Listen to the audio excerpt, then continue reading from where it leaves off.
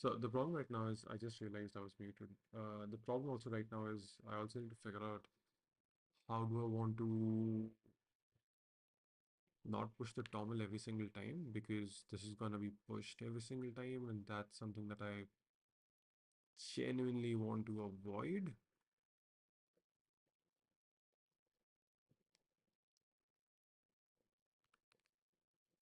But okay. Uh,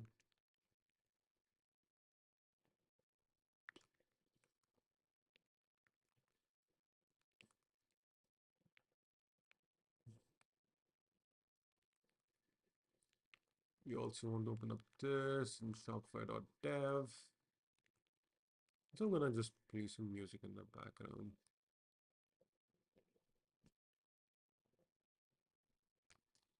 I hope you can't hear this in stream. That's muted. That's muted. Okay. Uh, Documentation API references.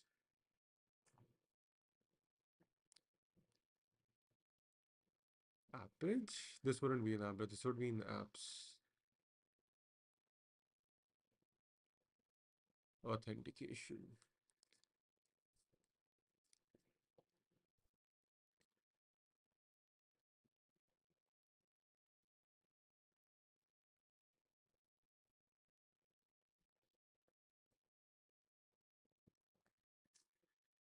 Uh, the new auth, I mean, the new auth feels a little weird to me because I'm just like, where do I really run some things? I'm just kind of opening this on the side to ensure. Um, can you guys hear the music? Because I'm playing some music in the background. I don't want to get any copyright strikes. Uh, Professional streamer, by the way.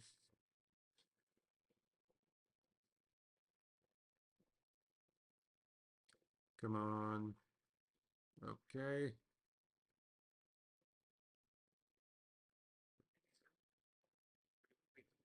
Okay, yeah, you can't.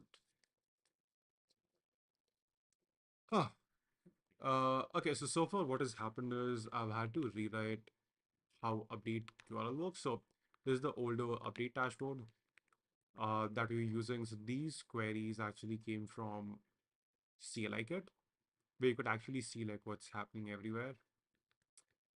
So we're using CLI kit here entirely, but now there's a new towel writer instead. So essentially what I've done is I've gone to Shopify's website.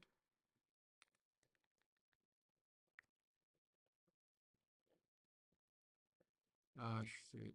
Okay, so it should have been, yep. Okay, I missed that. Anyways, so what I've done is I've gone through the entire Shopify's docs and I've like created this instead. So this is essentially JS docs for the entire thing. Hey, Nicholas, thank you for that. Uh, so yeah, again, all of this is coming up to the repository, so I'm not really worried about like immediately releasing it somewhere.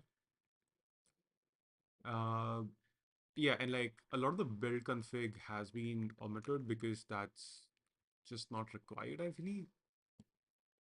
Builds on the end. Yeah, so it's like include config on deploy. That is something that we needed because obviously like we are doing this for the configuration. Automatically update URLs and dev store URL is something that we do not use at all. Uh, so that's the because you're managing our own tunneling manually.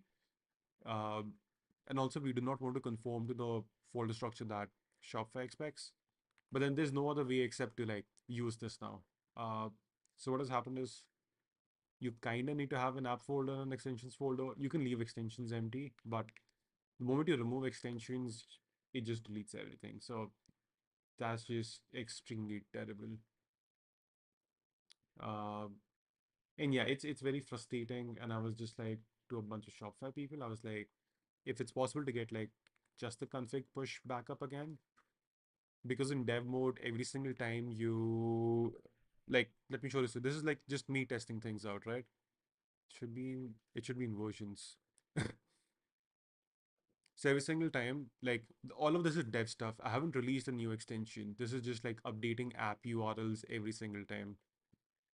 Uh, and it's been nothing but just like new URLs being updated, and that's very frustrating because I can't really go back and like point out uh, what's happening. Actually, you know what? Since we are on this, let me message someone from Shopify.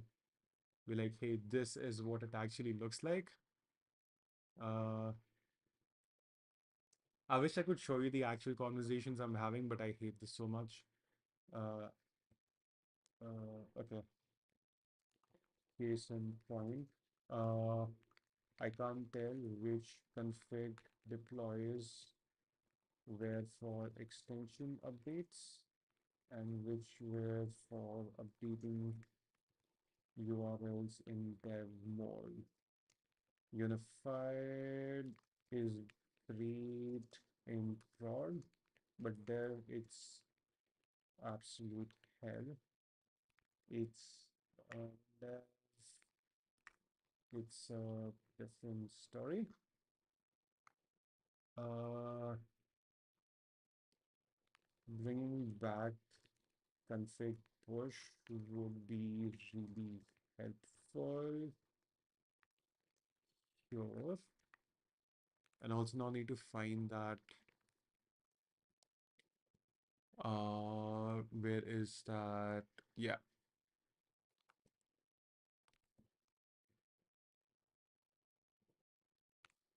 okay. So yeah, I've just messaged someone at Shopify because I was talking about it. I was like, this is great, but there's like a bunch of stuff that you kind of have to roll back. Case in point is this one, where I was just like, hey, you kind of need to roll it back, otherwise there's no potential way. If they do roll it back, it would be great because now I can like push my config separately and we don't have to conform to a very specific folder structure. But at least as of right now, this is what's happening. But then, okay, so this is what the folder structure looks like, right? But then again, like in a actual Shopify app.js, yeah. And this is what it looks like anyways, except the difference is my extensions folder has a separate package.json. Here I can't have a separate package.json. That's like one of the issues with me because I'm like, I want to keep package.json's like, I don't want to have anything globally there. I kind of want to have everything scoped to that specific project because I don't want clashes to be happening. Then it'll be like, hey, some other project has something else and this one workspace is something else. Um, and then kind of managing it is insane. So yeah.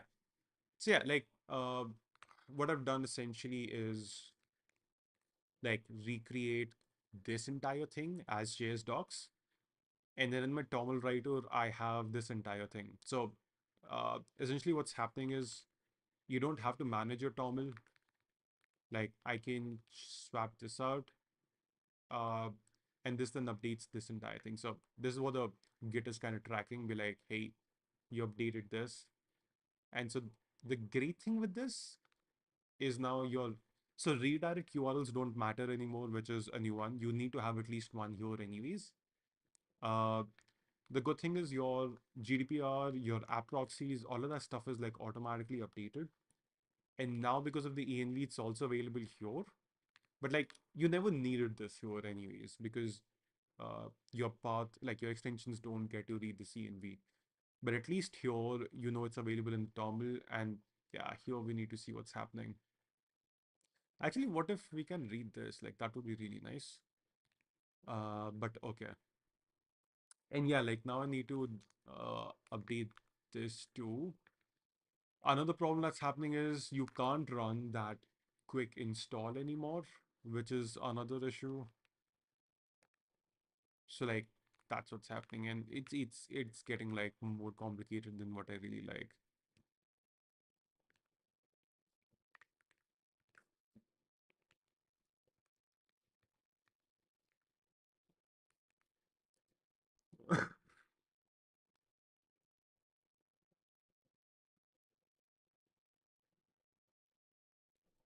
Okay. Uh,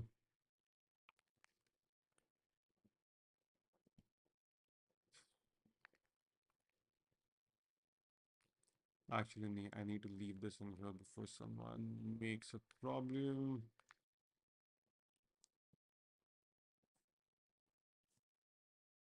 So that's there.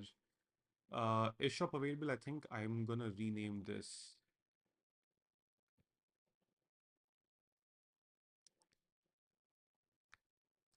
But even my verify request is now different. So you read this. If that does not happen,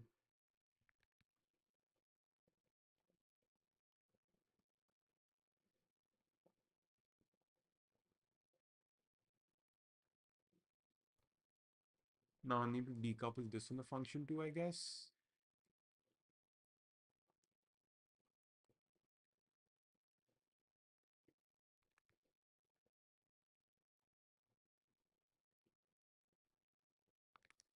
But then what if I...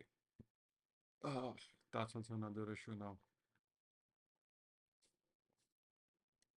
How is the remix template doing this? That would be fun to see.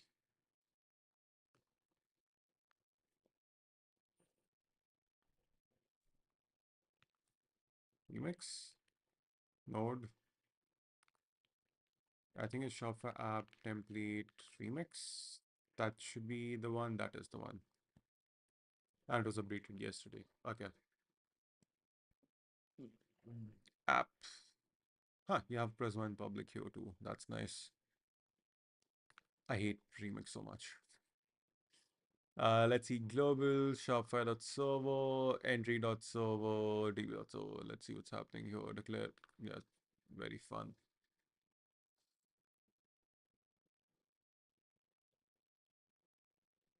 So you have hooks after auth here. Actually, let's pull this entire thing and go through this because I want to see how you're doing with this new stuff.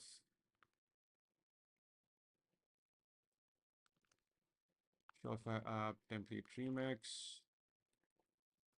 I even hate having this in app tv.server. Don't need this. Entry.server. Yeah, sure. Have fun. Go away. Okay, let's see.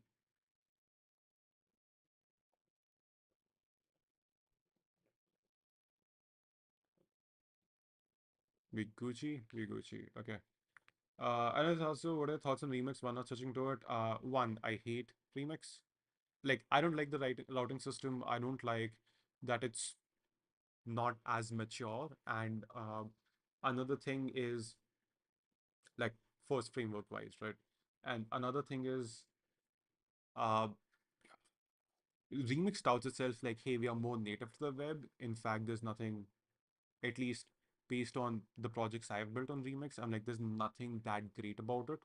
Because if I, like, here's the thing, right? You can be like, hey, but we use response objects, that's native, and we can use web components. We can do that on Next.js too. We can do that on plain Remix too. Uh, there's a bunch of this stuff that I was just like, uh, yeah, like, it's not for me. And like, very personally, why I'm not switching to it, it does not add anything new to my stack. Because if I want a serverless framework, I have Next.js. If I want stateful or serverful, it's Express. Uh, so Remix does not fit anywhere. If I'm like, hey, I need something very great and performant on the back end, I'd rather use Golang or Rust or Zig, right? On the front end, I'm going to stick to Remix. Sorry, React, not Remix, or Next.js. So that's just there. So at any given point of time, I like it does not make sense for me who's been doing this for so long to switch. But the moment I'm like, okay, hey, you are a beginner and you know JavaScript and you know React, I'm just like, if you really want to be a Shopify app developer and focus on that a lot, I'm just like, why not just use Remix instead of learning Next? But it's usually like, hey, if you already know this, uh, wait, what? V3 webhook admin context and authenticate public. What is this new stuff? Anyway, sorry. But if I'm like, hey, you are already in the space and you already know about a bunch of this stuff, Yo, Remix has something new that we don't have. Huh. So yeah, that's there.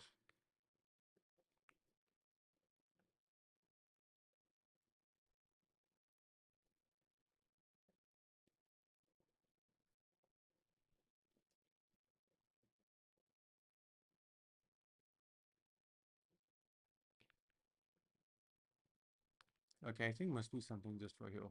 So yeah, Dilma, I think that should answer your question about like me not willing to move. Essentially, it does not add anything to my uh stack that I would even go out and recommend it for that matter. So yeah, like that's why I'm just like, you know, cool.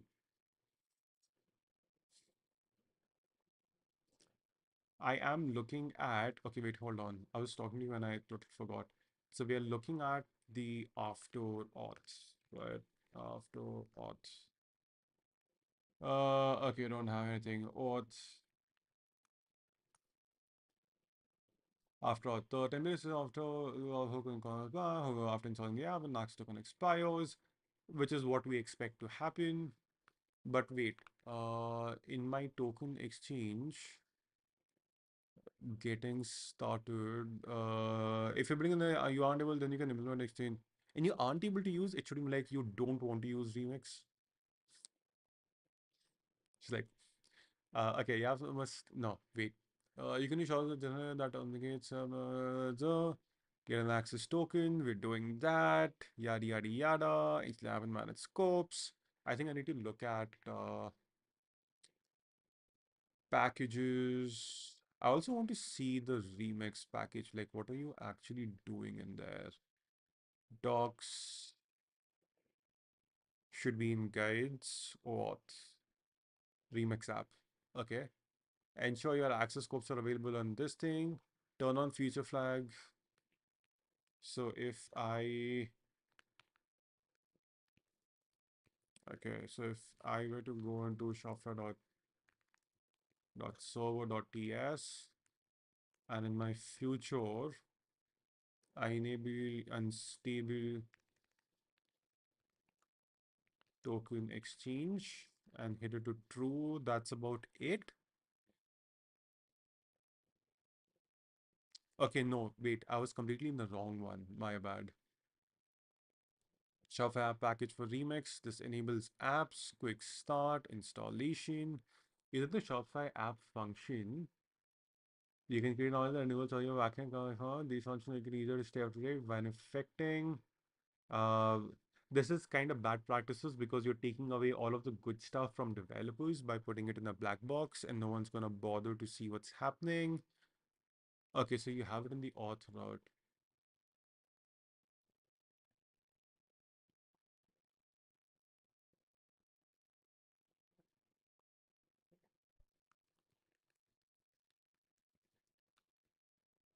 No?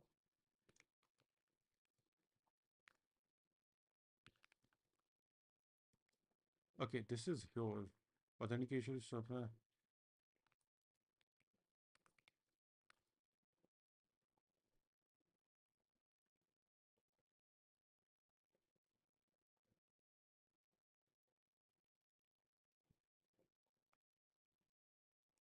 And this is your app index. Okay, so you authenticate.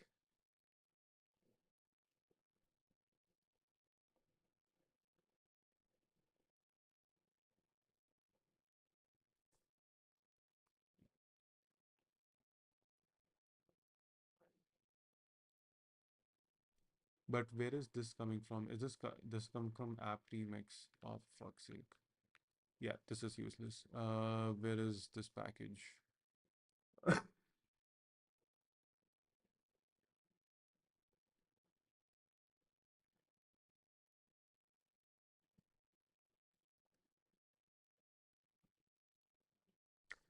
My this thing is still fine.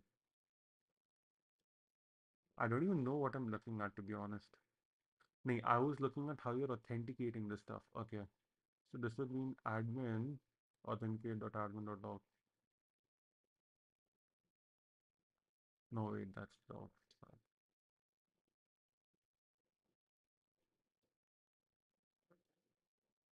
Yeah, this is too manual.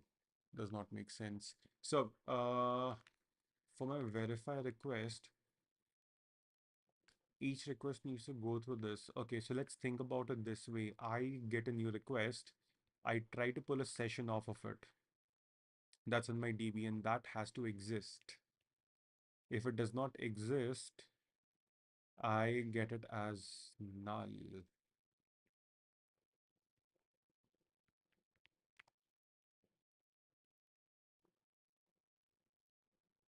Okay, so this is still null, right? So this would also break, which means this would need this. Check possession expired of scope has changed. So this would then completely fail, and then it would get the authorization and try to get the session token and then pull up a new online session token off of it and then go to next. And at any given point of time, when we run into an error, yep, makes sense. Verify request. Where is my this thing?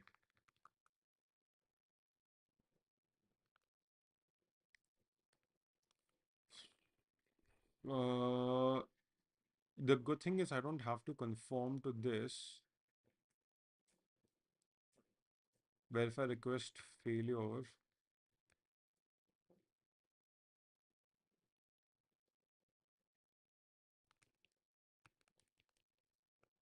I don't even have a shop here.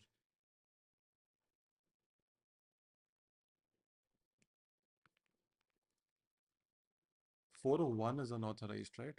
Unauthorized.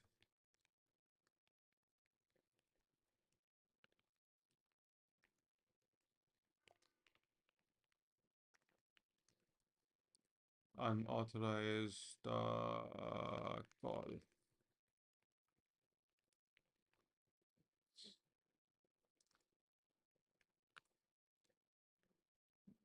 No, I think now this should work just fine because like, but what if you hit a request an endpoint that technically isn't live yet?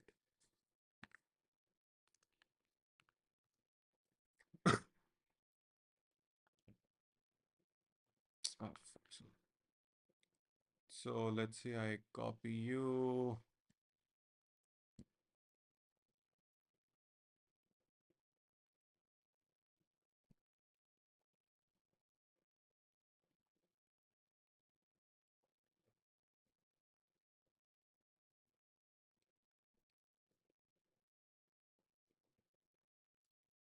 Okay.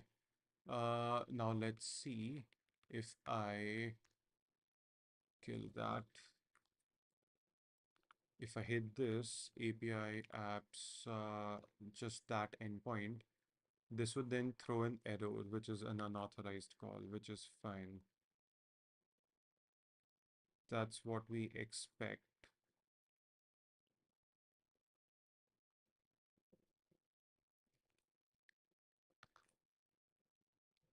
right? And this shouldn't,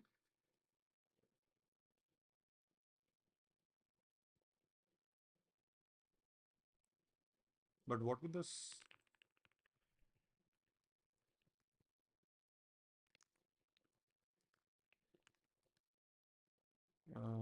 let's just make it e dot message for now so I don't get a huge, actually, let's just do that. Error happened. Okay, this is undefined, right? If session ID, actually, let's do it this way. If there's no session ID, return throw error. I think this should work, right?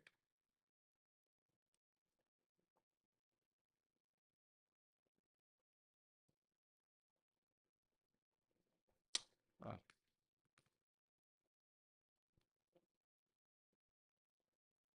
yep. Missing authorization header.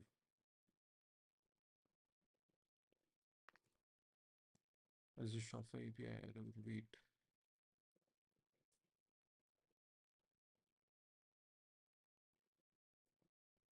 So technically each call should have an author. Oh, right.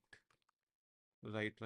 So, I think const auth header would, uh,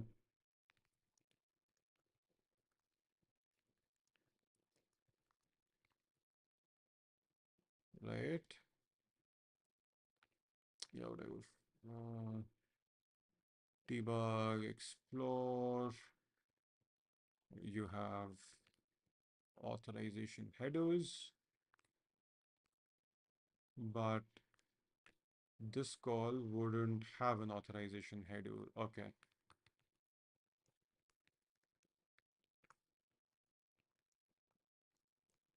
Auth header.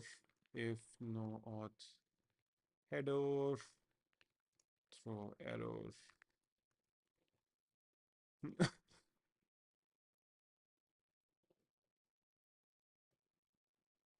Right. So,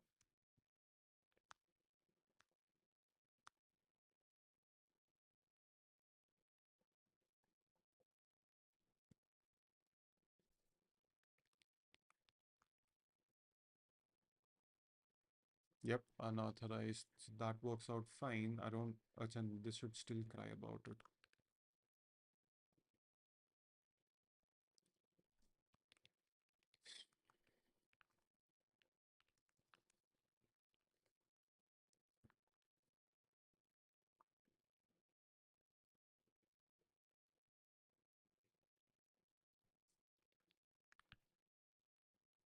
All right. That's why it's throwing it twice. I was just like, why is it throwing it twice?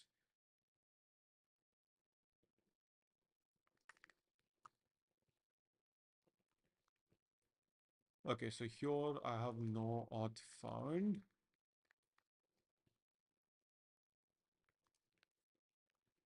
The request likely came either from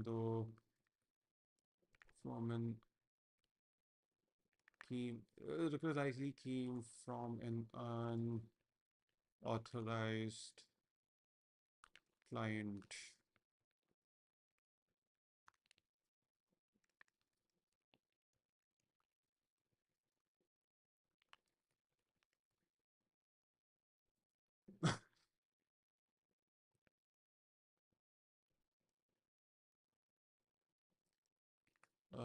Found the store is either not installed or the request came from a store that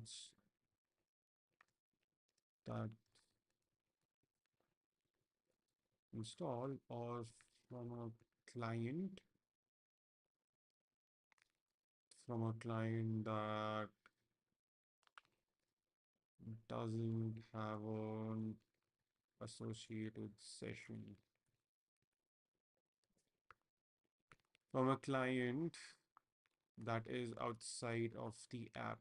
Because technically, if you even open up the app, if shop available comes up, token exchange happens, webhooks.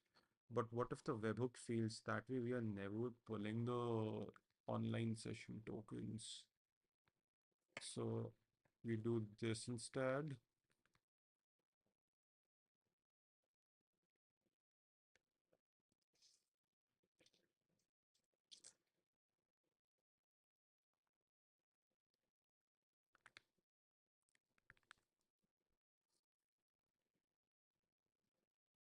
Okay, so on first open, I get the offline tokens, I get the online tokens.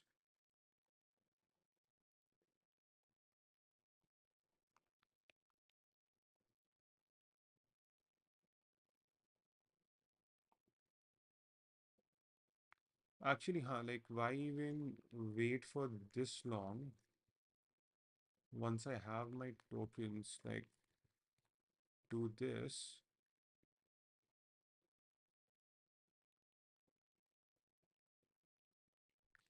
But now what happens if I just visit the base?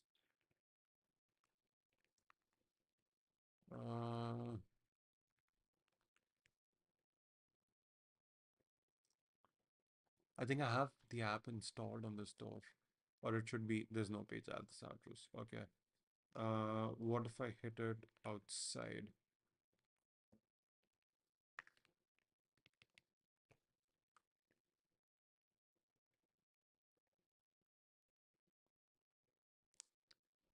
Which takes you to this. Okay, so that makes sense. What if I now shop, here's the store. What is I remember skims right now because ew, why would you show me in my local language? That's just bad. Window dot oh come on, dude. You headless. God damn it. Gymshark. I think Gymshark. Gymshark. Gymshark. Yep. Window dot Shopify.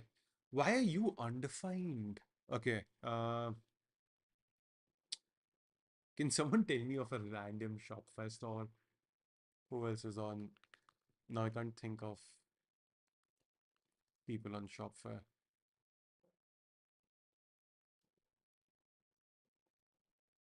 Sure, Colourpop.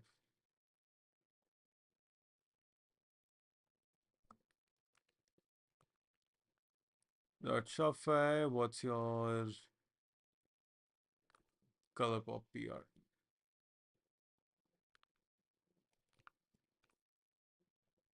Okay.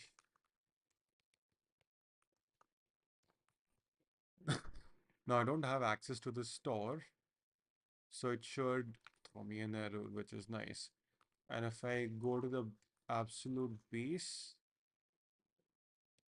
apart from this, no shop is provided, which is nice. Okay, so average provider is actually working out.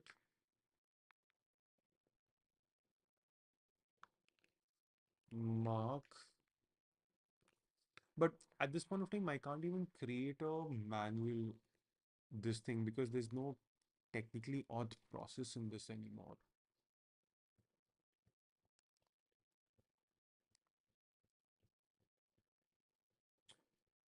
Huh. What if we maintain both the auth styles? Because I deleted the entire thing off. Pages, API, auth, index callback tokens. This is index, index.js. Can the both work? Which is like, that would be really nice. Okay, wait, do I have this? Oh, for fuck's sake. So,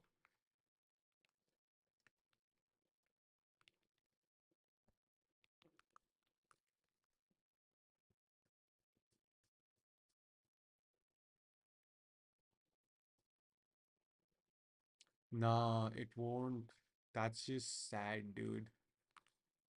Nah, not this. Fuck off.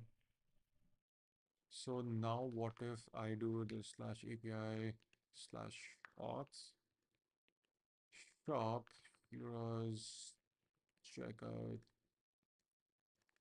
store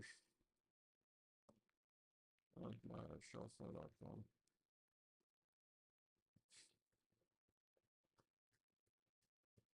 Okay, so we can have both the auth styles still, which is nice. That goes to callback, which takes me here. What about my webhook registration? I should have, okay, that's one, right? But if I go home and I open this up, this should now trigger the app uninstalled thrice. Okay, it's still on one. But I didn't have any errors, which is interesting.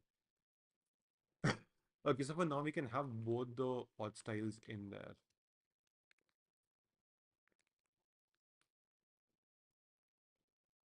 Where's my env example?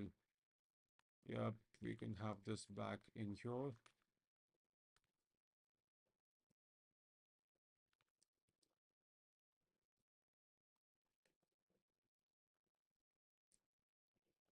This goes there. All of this works out fine. But I want to make an unauthenticated request, but this also would mean that I can remove my useFetch hook.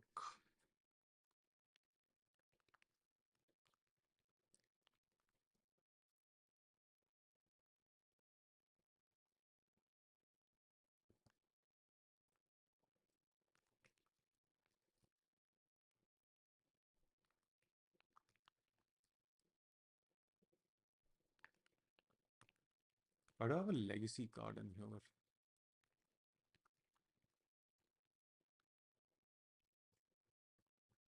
So there's no more use fetches happening, but regular fetches. Now the question is it still authenticated? Yes, it is. Which means in my verify request,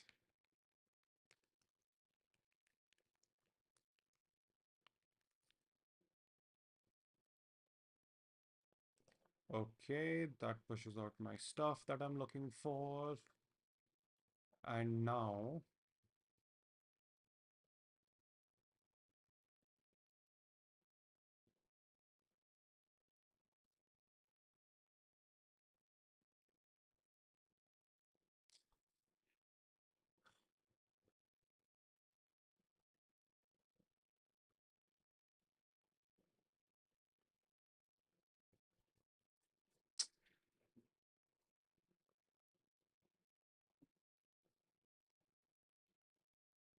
okay, so this is what's happening in here.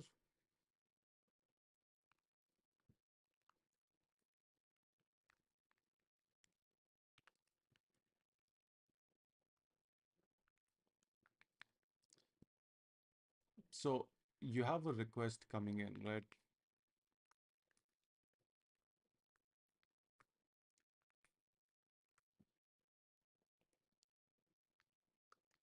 So you have a request that comes in.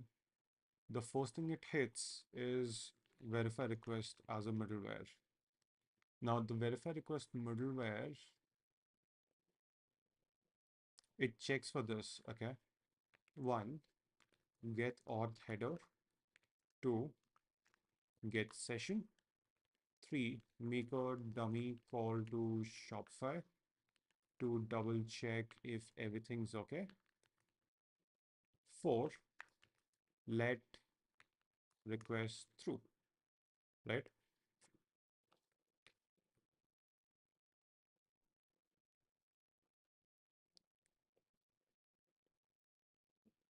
But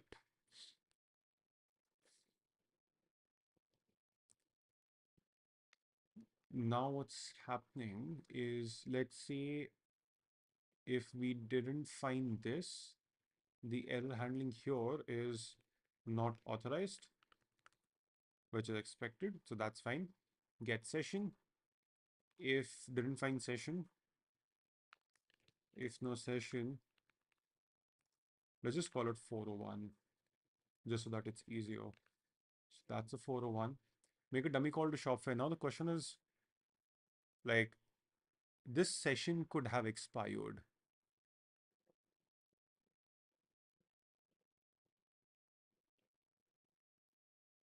Yeah, right.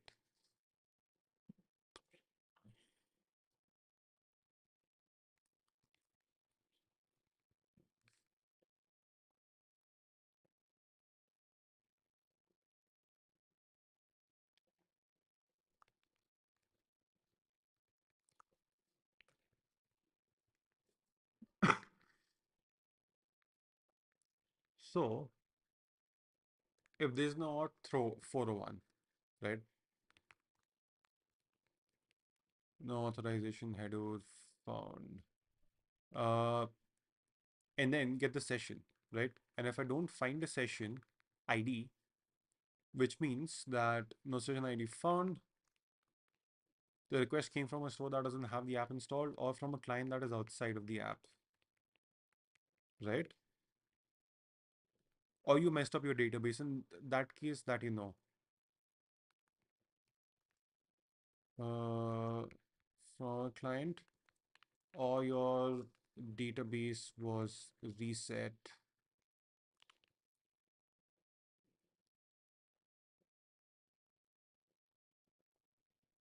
No,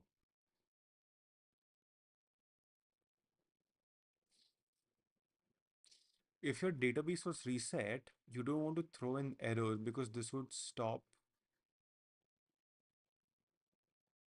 So there's two cases in this, right? One is a legitimate case where, let's say, your database was obliterated. In this case, the user needs to somehow open up the app again, which they might anyways do. But if no session ID is found, I should be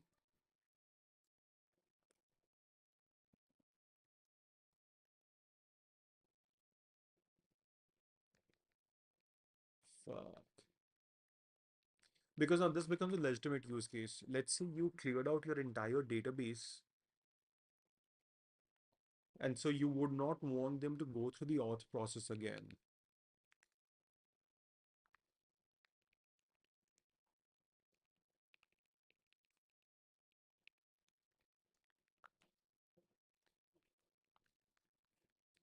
Right? So this becomes a legitimate use case.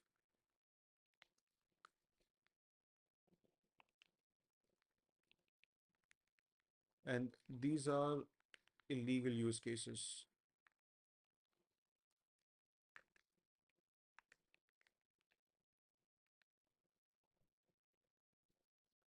Ah,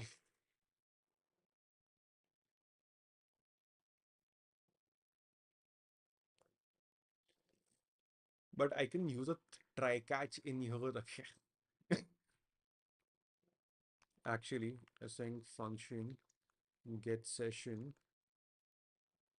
Uh,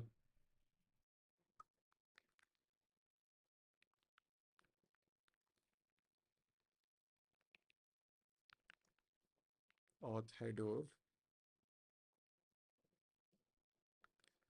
And in here, I wanna try catch this.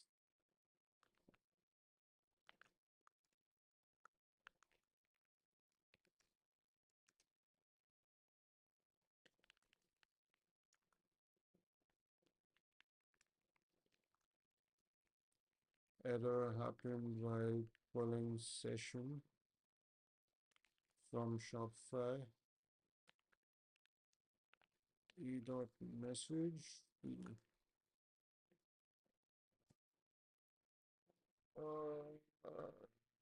If no session ID, get session based on the auth header.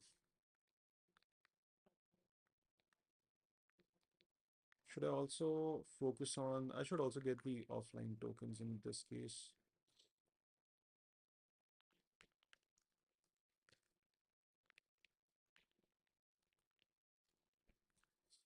Verify request is now becoming very irritating. So it's like if I don't have an auth header, throw an error, which is completely fine because you need those. In Abbott, CDN is handling that in the background. So I don't really have to worry about this. And then I try to get a session ID. And now if I don't get a session ID, I try to get the session immediately, right? If I don't get a session,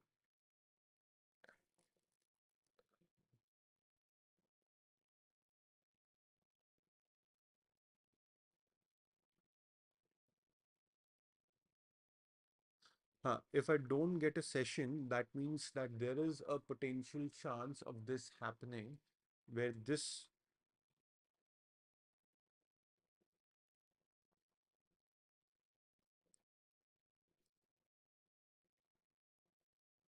is ongoing.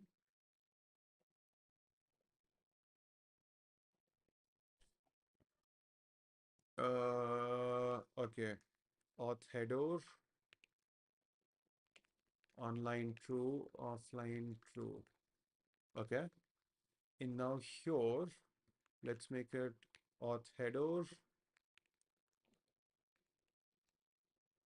online and offline. Now, actually, I mean, yeah, there's no point of that because I just want. Wait, I'll explain in a second what I'm doing here. Auth header and offline. So it could happen that I don't this thing. If offline, I want to get this too.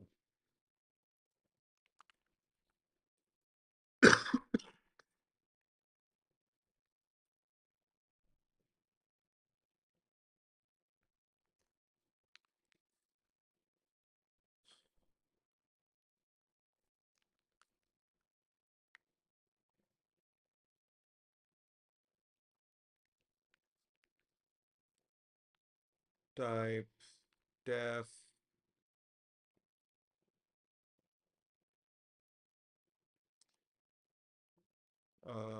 input object. One param is auth header. The other param is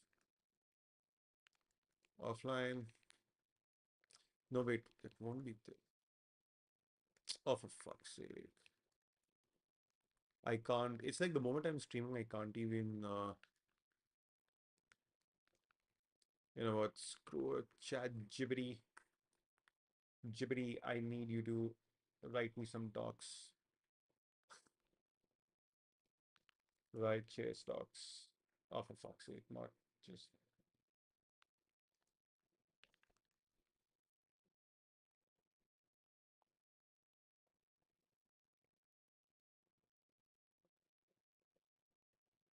Oh, right. I could have done that.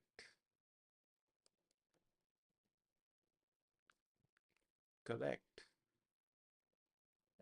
Sorry, my brain just stops to work. I'm just using.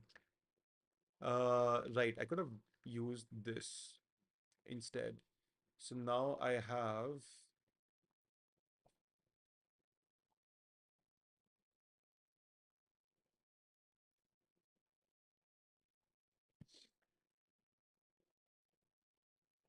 as flip the switch, flip, flip, and everybody just doing this. Okay, so if I don't find a session ID, try to get a session ID, and if you try to get a session ID and it's still messed up, just throw an error, call it a day. But if you do get a session ID, I wanted to go ahead and get the session ID from the database and then get the session shop, right? And if the session's expiring,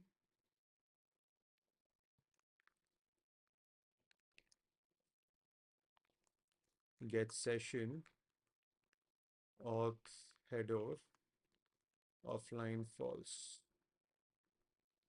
But I can also define a base here.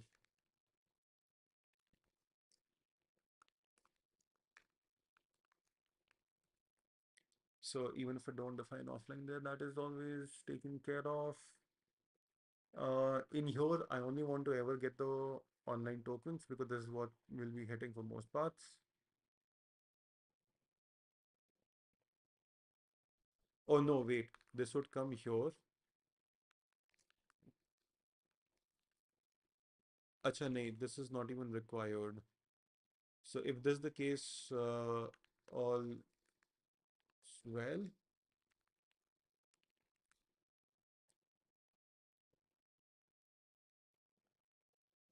and then this, okay, which means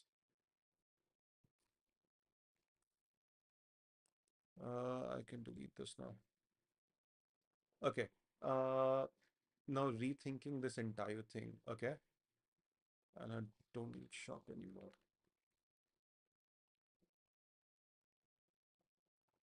Oh wait. Now if everything's Gucci rx.user underscore session equals session, so I'm now passing this entire session, and I don't have to pull the shop again.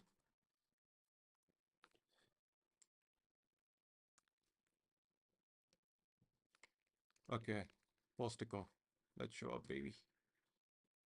Connect Shopify app session. I have my sessions. Let's delete all of you. Okay, if I hit this, where is my session? And why did you allow for it to happen?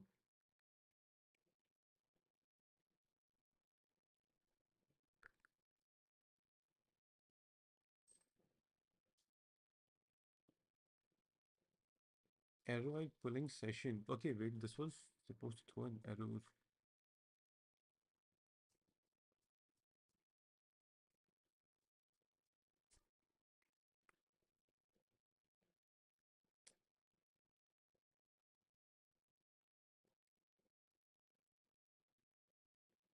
Right, I also need to pass the shop. But wait, how will I pass the shop here if I don't have it?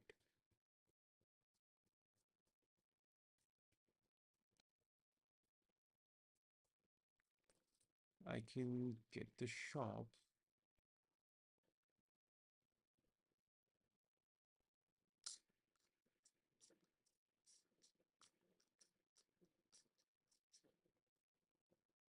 Uh,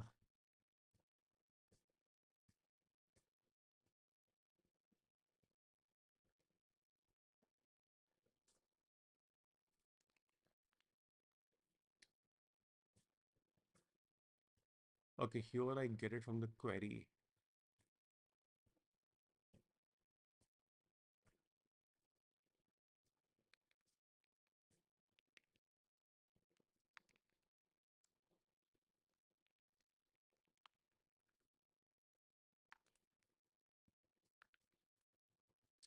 My verify request is messed up.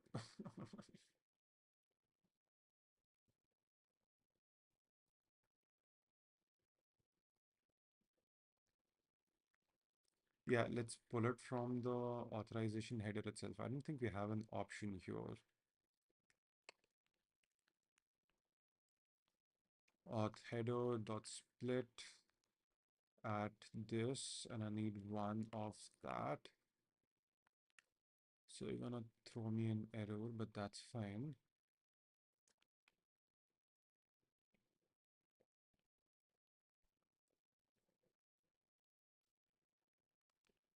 But why do you have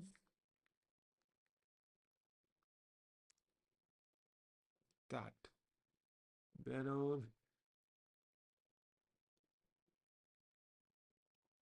Okay, why did I have? I think I might have just hit a comma somewhere, but that was weird that I had a comma in there. Now I want to split this again at the dot, get one. Uh, B code B64. How do you do that? No, wait, I have this in my ish shop available. Okay, just buffer from and then pause. Okay. So instead of doing that, let's do that. Buffer from instead of ID token, let's do that.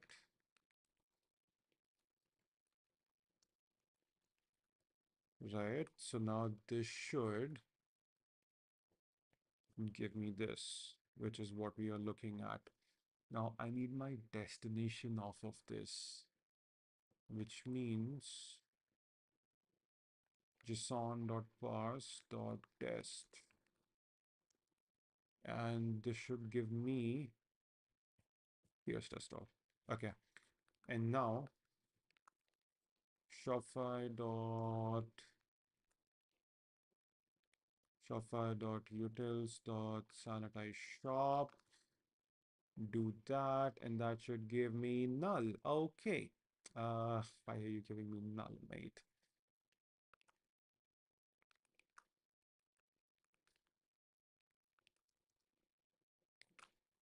Why is this null? Because I have heroes tested on my shopify.com. So dot des dot replace https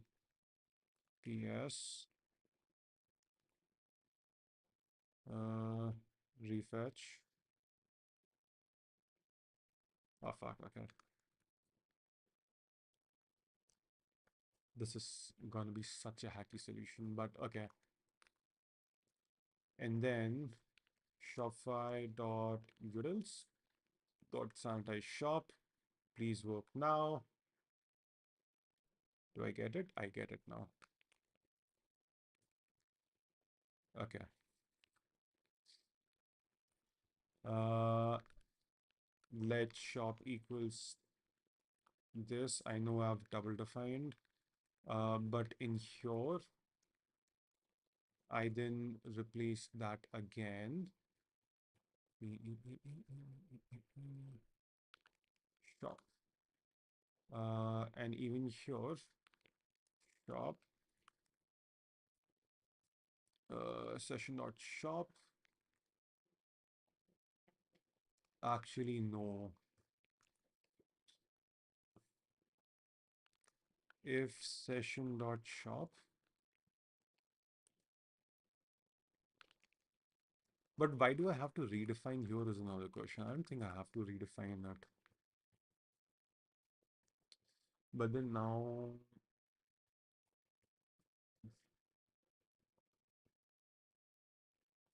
okay, let's think about it. You are a malicious actor trying to manage it from a completely different space. Okay, wait, hold on. Before that, I need to. Uh,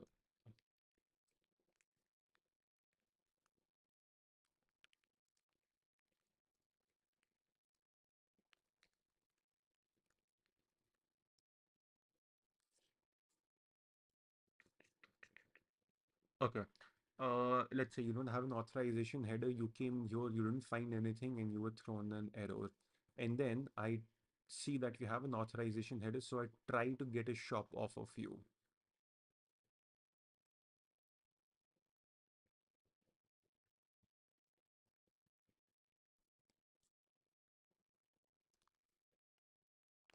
If no shop, throw error.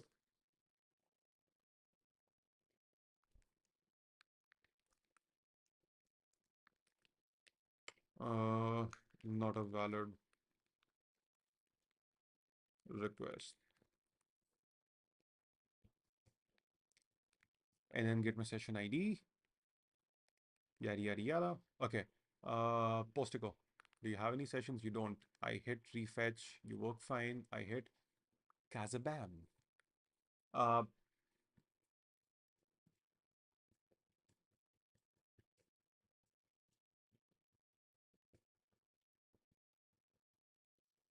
but since it's so fast, do I really not want to also get my offline sessions? Is another question.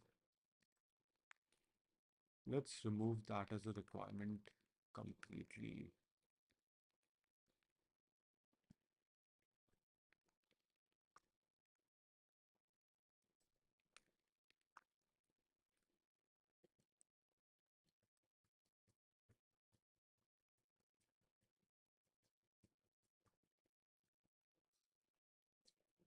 Oh,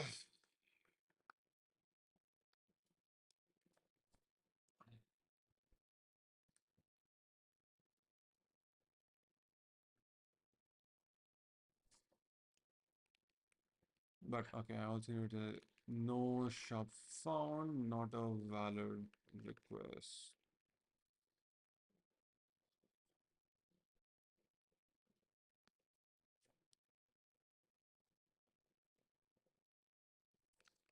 No. How to validate JWT token without external library.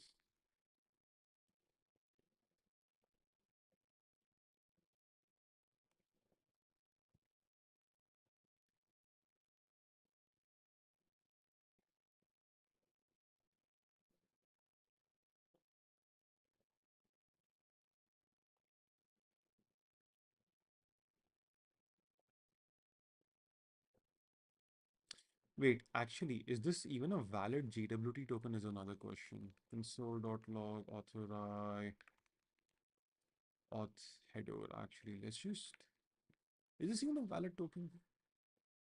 Auth die valid. Cheat jot. Wait, do you guys know that GWT is actually supposed to be pronounced as jot?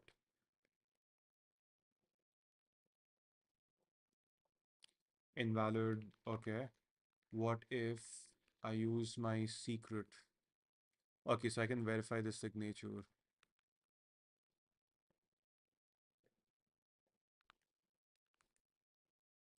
Wait, what?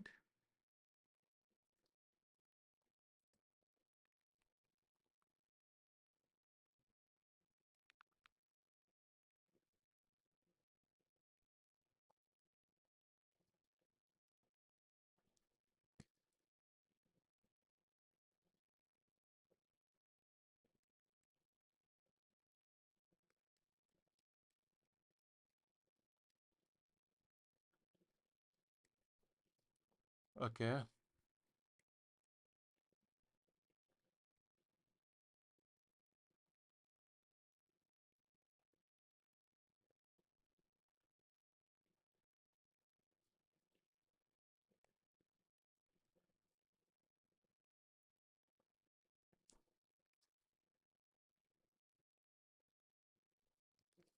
Wait, so this is one and that is one, which makes sense. Okay. So in my auth header, I split it. So I remove the bearer and then I get this. And then I split it again and I get the first one. And I'm moving the entire thing into a okay.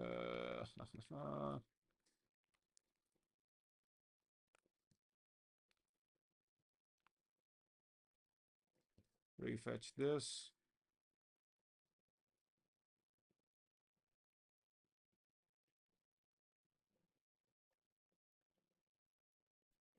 Acha nahi, I made a mistake. Okay.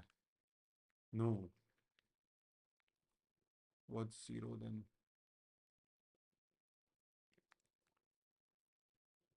Okay, yeah, dude. GWT npm.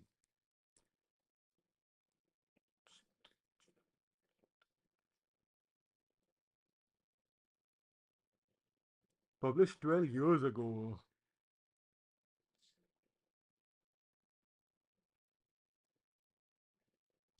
Or is this from Mikey? No. What's the official thing?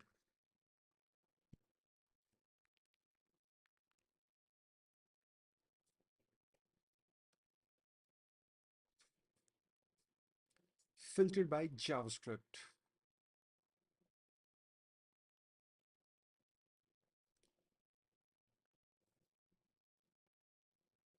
npm install Jose. Dude, who thinks of a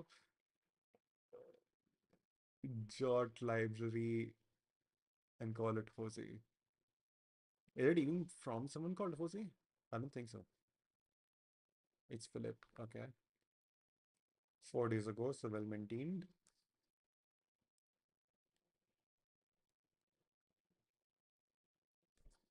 You know what?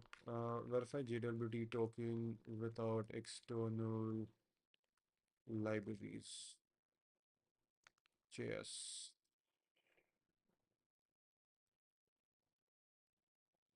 But it's always decode, not.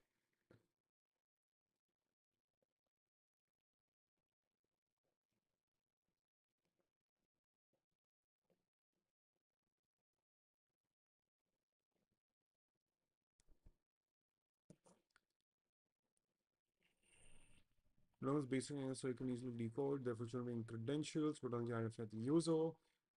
Therefore, you can validate using a secret key. It's a ping algorithm which you can use as well, which is H256. As per our essentially you need to validate that, correct? Then you know.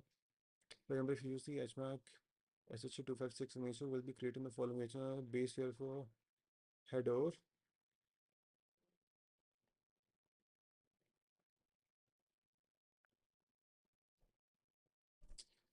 Bro. Uh, how do I validate a GWT token in Node.js without external library? I know I can decode it, but I want to be able to verify signature to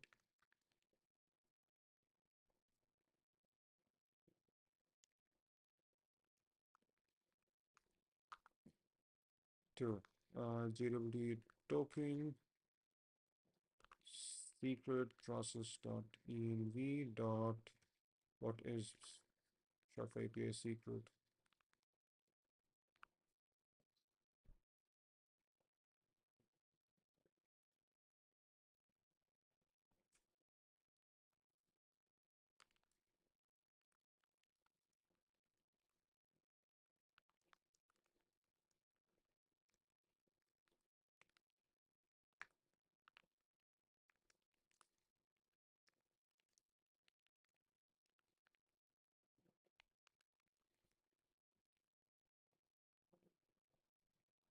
Fuck it. Validate GWT, export default, validate GWT, but also import. No, I don't have to import .env here. Okay, let's see. Thrown error token structure incorrect. Okay.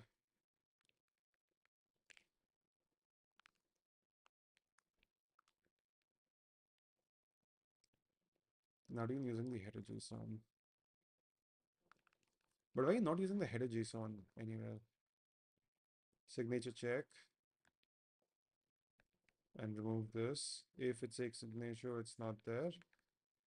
Return the payload.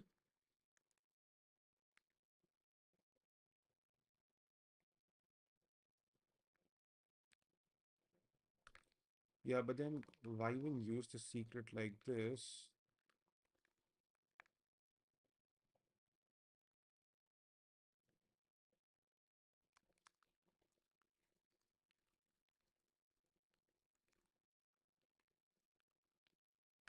Why even do that is a question, no? Param string GWT token. Validate your GWT token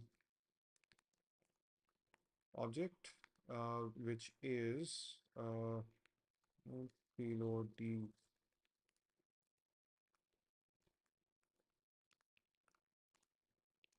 validate GWT token by passing it in this against the Shopify API secret value.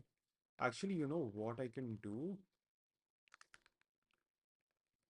So I don't have to pass that, and by default it takes against the secret. And so signature secret by default uses the Shopify API secret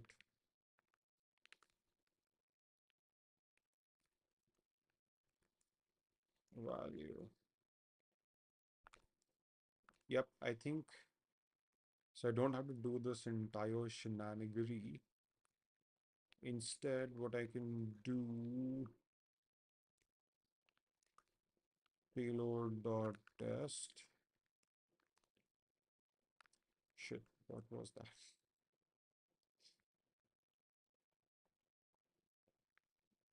No, where was my payload? This is my payload.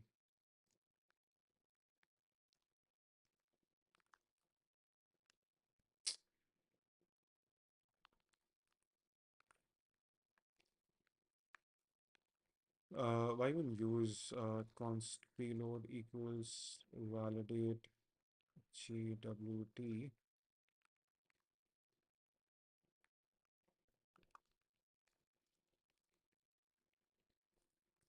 Let's see if this works.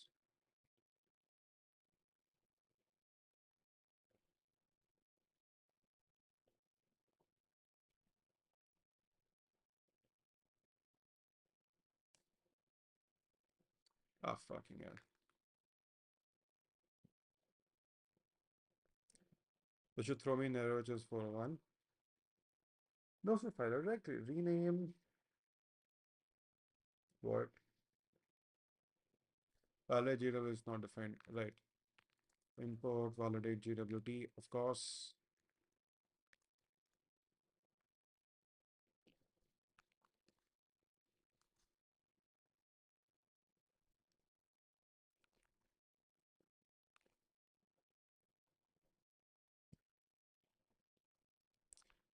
Right.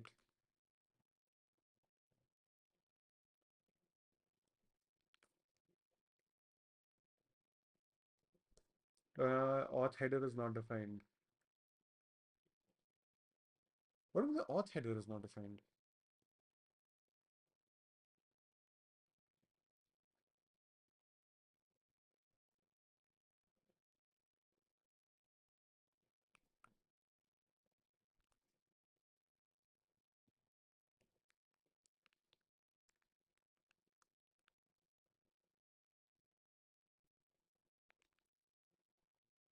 Isn't this supposed to work?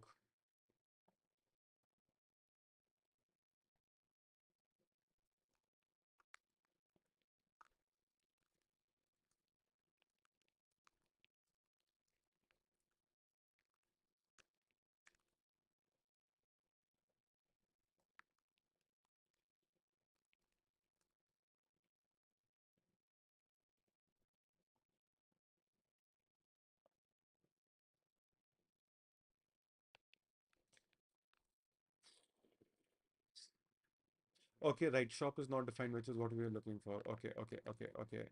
That's what we were looking for. And I think the problem here was I was splitting way too much. I can just do this. Call for this. It gets me this. I need the dest. Let shop equals payload dot dest dot replace HTTPS with nothing, and then shopify.utils.sanitize shop this,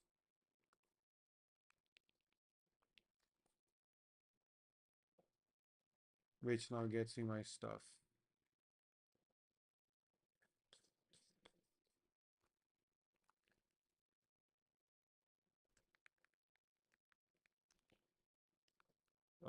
Which means even in my shop available, I can just delete this now.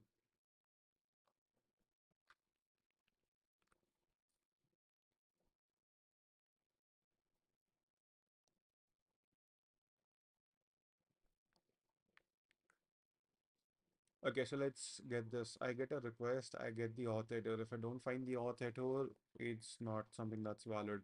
If the GWT payload isn't valid, you throw it away.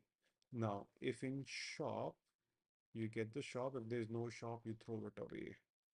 You get the session. If there's no session at this point, then you get the session. And then you see this, and then you double check if the one that is in your database, which is fine. If it's not fine, either scope has changed or the session token has expired, right? That's fine. That's fine.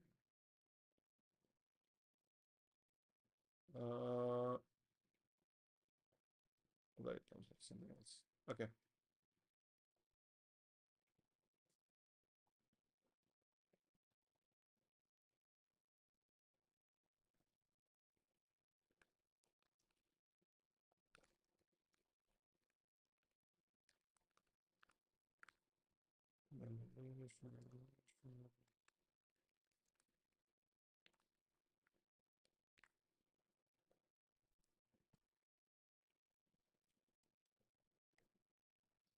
Okay, so now if my tokens have expired, right?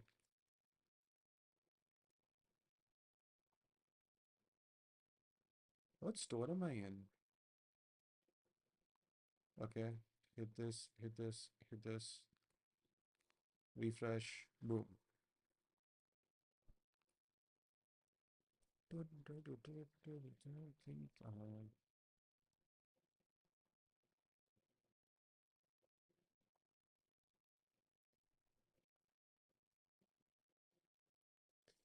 I think this makes sense.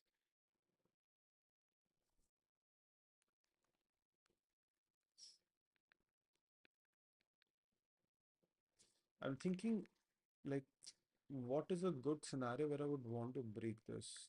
Error unauthorized colleges, no authorization header found, which is correct.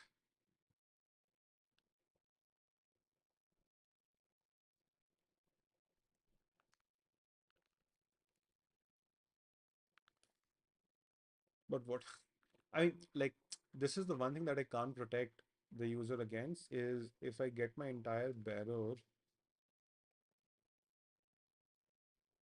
headers authorization and I throw this in as the value, and this is coming from API route, which is like, of course, something I can't protect you against.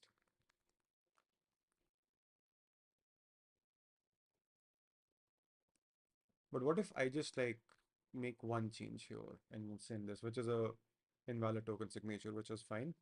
That's what I expected to do. I think this should be fine because most requests would stop at the validate GWT.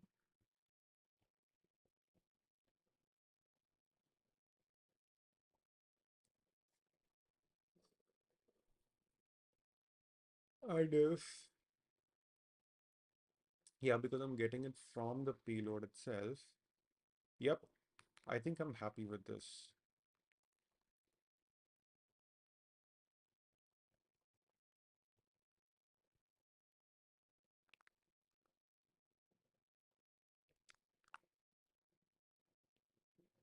I know this is simplified a lot because, okay, here's what's happening when a request comes in. First, I get for authorization checks. If I don't have any authorization checks, throw an error. Then validate that payload because obviously it's a JWT payload and you can validate it and then pull the shop out of it. If I don't get a shop, there is something wrong with it. Now, this is something that would be fun to see because technically every token, every entry should have that, right?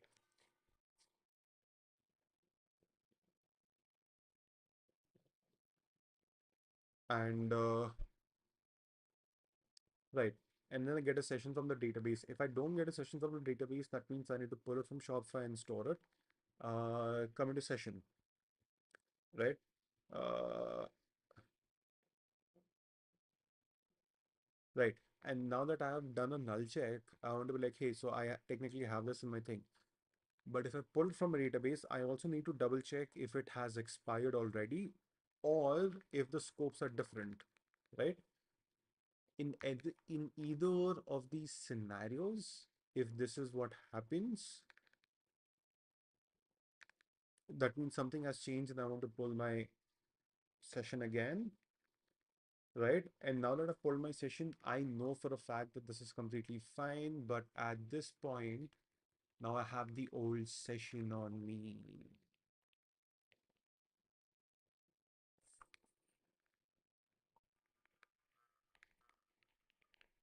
I need to return the online session.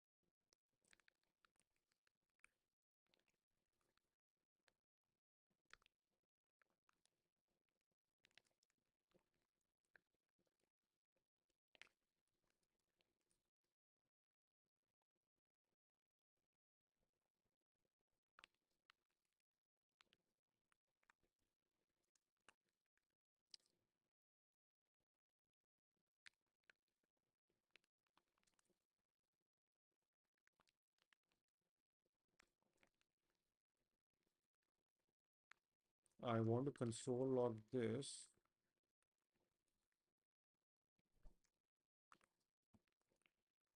and then see what's happening here.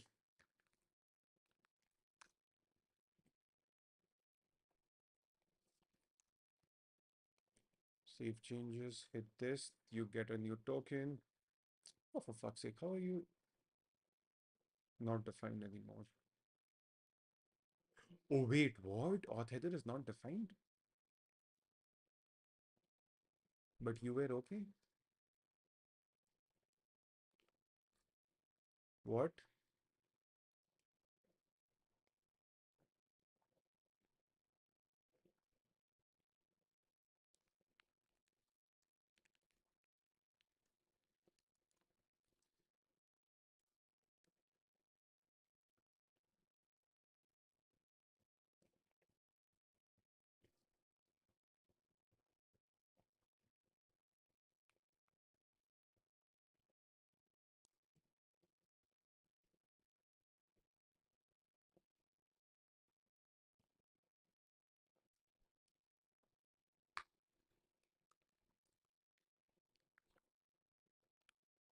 But you sup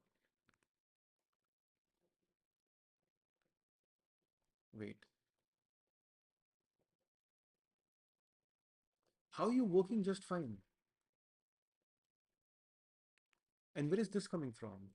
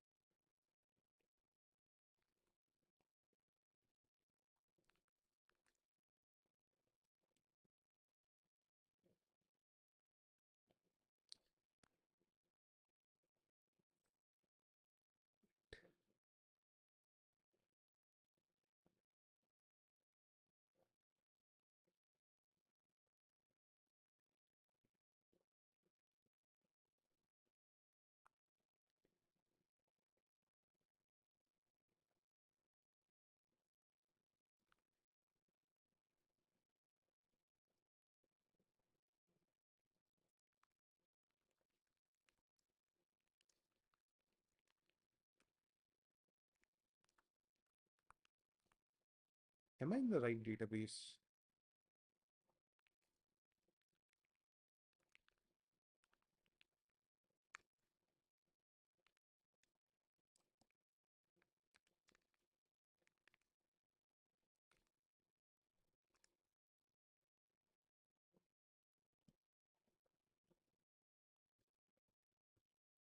So you technically found the session ID, right? But then where are you getting it from?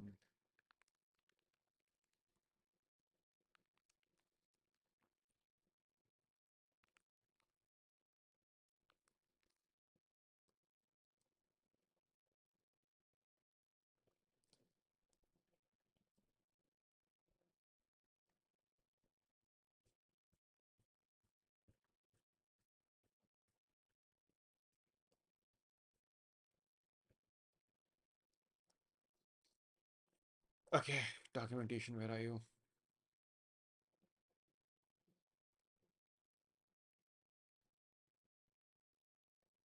No, this is Shopify dot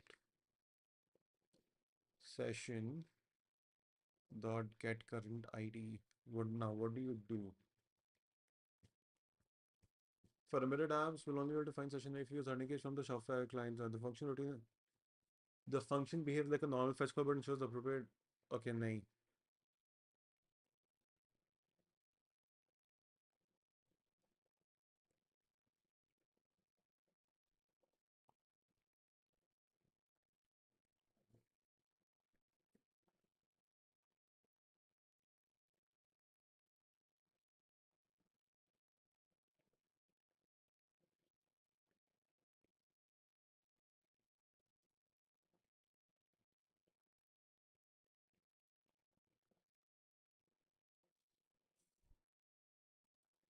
Get current ID, get JW session ID, yada yada yada. Cool, cool, cool.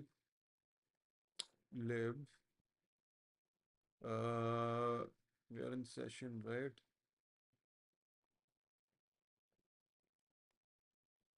Get current ID comes from session utils. Get current session ID, yada yada yada. Const request await.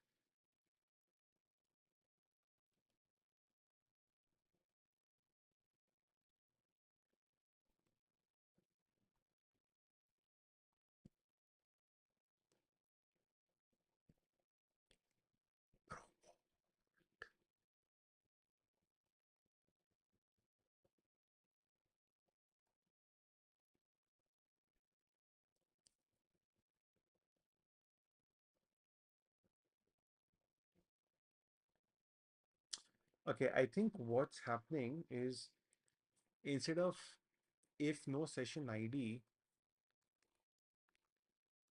this needs to be if no session.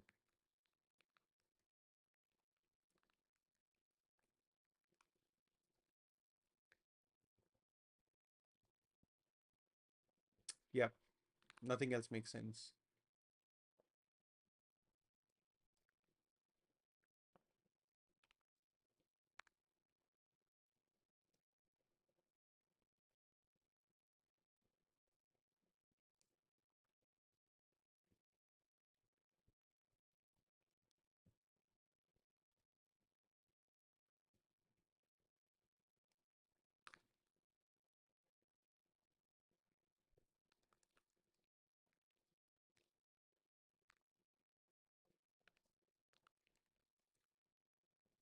So if I do this should be undefined technically.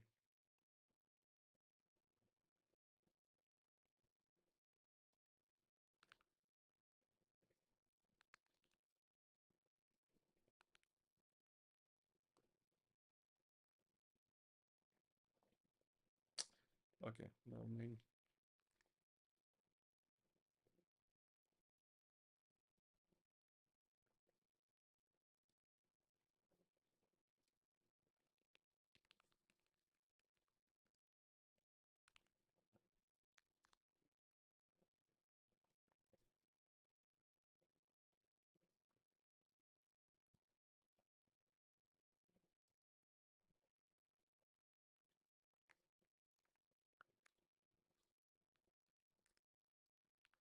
I think that should work.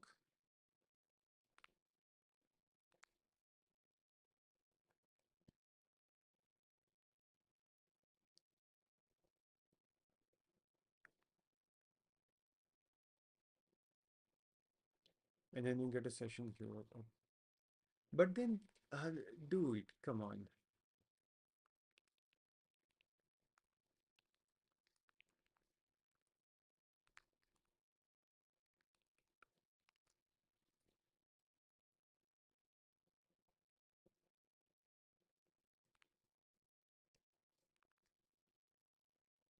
You know what? At this point, I'm gonna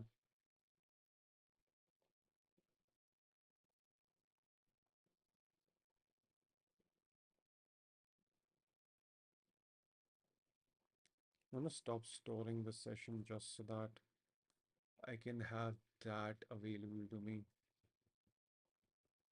I don't have to do this like 200 times.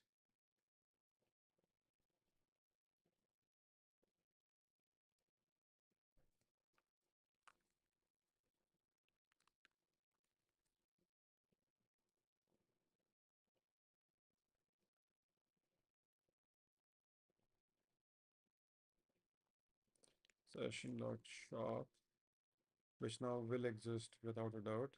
Okay, so it's directly that. Okay, so that makes sense.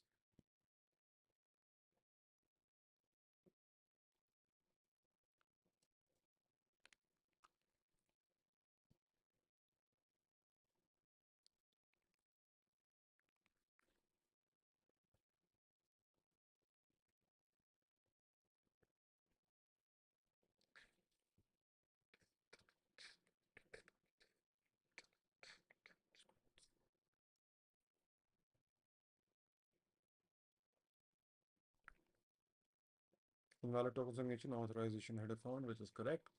Uh, Payload gets me the JWT. I use the payload to get that. If there's no shop, just get out of this. Session ID.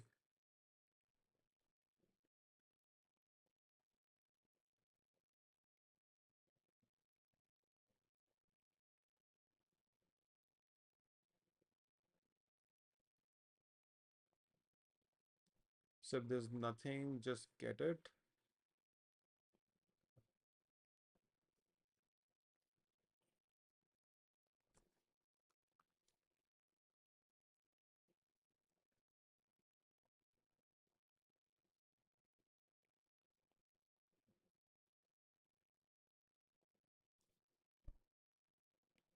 You return a session object.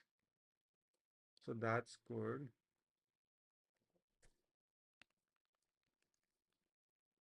If not, make that update.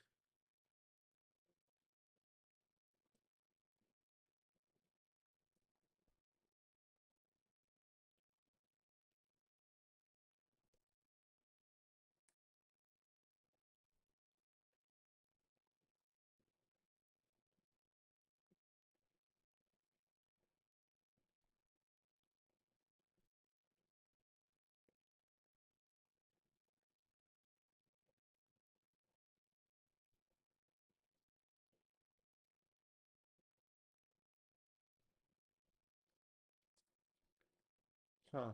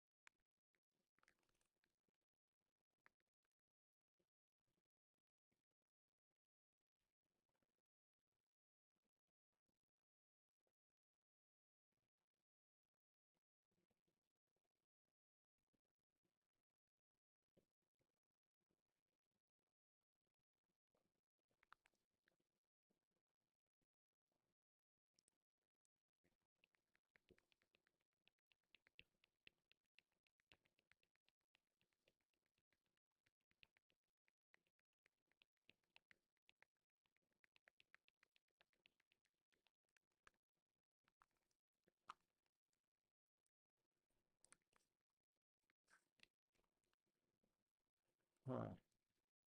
Let's test this out because I'm not storing you right now. You should throw me an error. You didn't.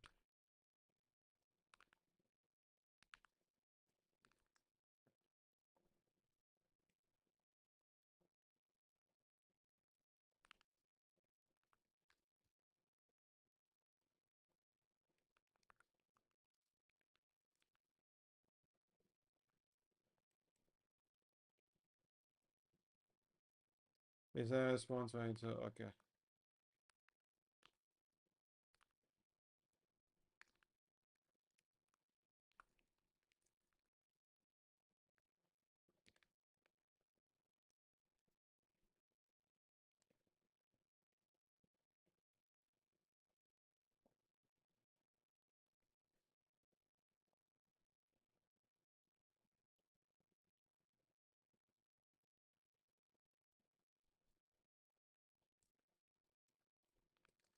Bound pretty. Okay, so I have enough confidence in the verify request now.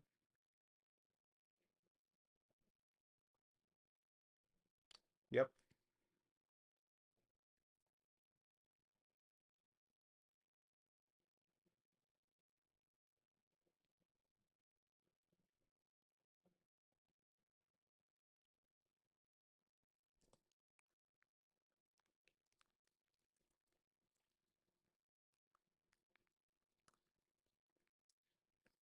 Let's see now. My shop available. If I token and shop are there, get a session anyways. Save it. Wait, am I doing this in verify request? Why am I not awaiting my store sessions? I mean, I technically don't have to because even though it returns a, yeah, it always returns a true. I mean, if an error happens, it, yeah, actually, I should use try catch there too. But then the try catch would actually catch it. Would it catch it here? I think it should catch it here. Oh no, yeah, it throws an error, which is correct. I wanted to be blocking. Uh,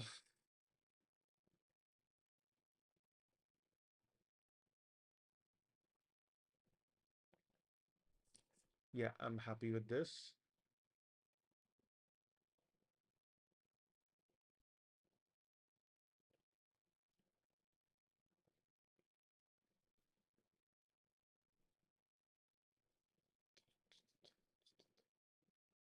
Yep. And instead of the shop available, let's rename this to first landing. First landing. Actually, is shop available is such a good name for some reason. Uh, this function only runs in server-side props on your index. Is initial load.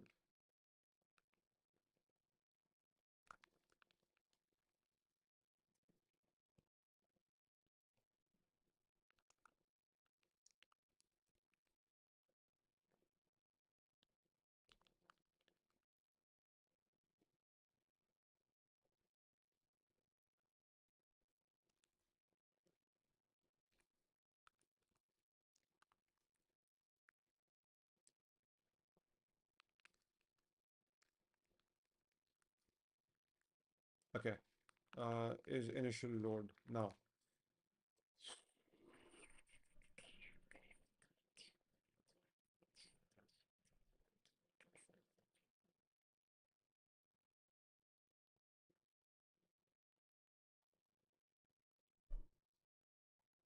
again, storing these two, I can just kind of just skip.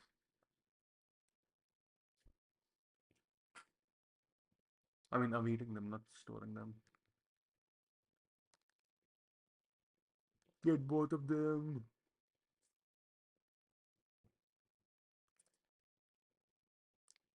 Wait for the webhooks. Now the question is, can we explore webhooks? I just want it to happen only once. Because at least in dev mode, it's gonna trigger like two, three times.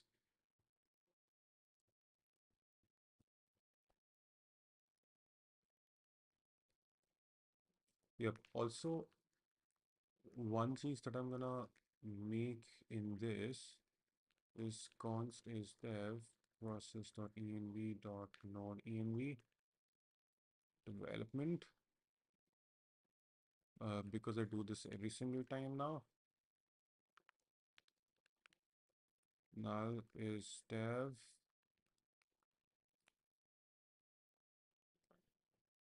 So now the debug card section only shows up when you're in dev mode.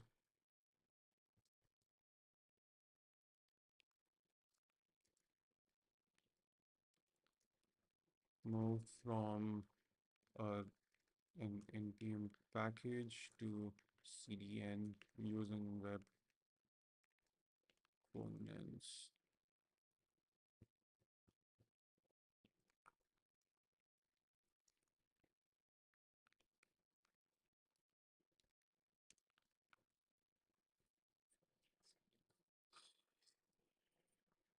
Hmm. Now here,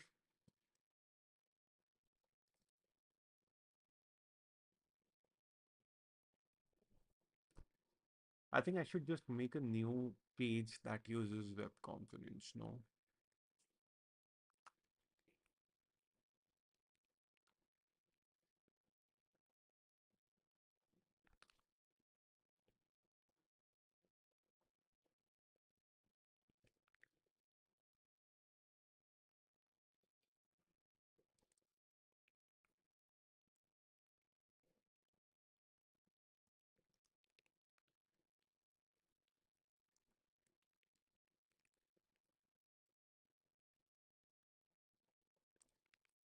Share stocks for get source site drops context.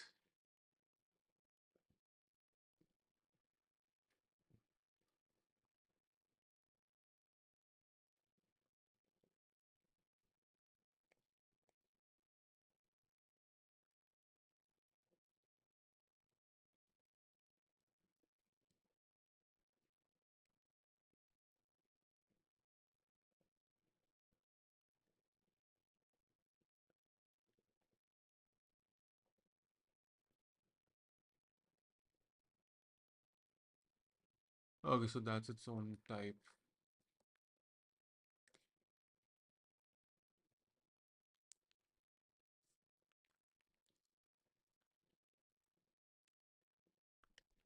Import type.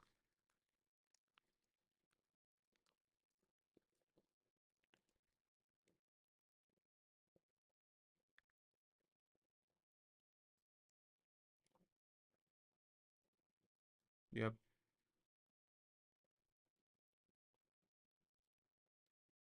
So before this shouldn't have triggered, no?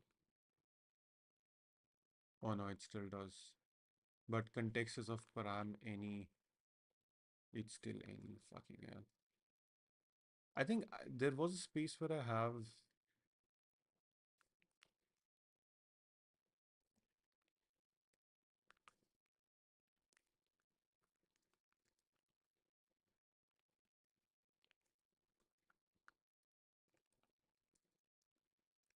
I can get contexts types.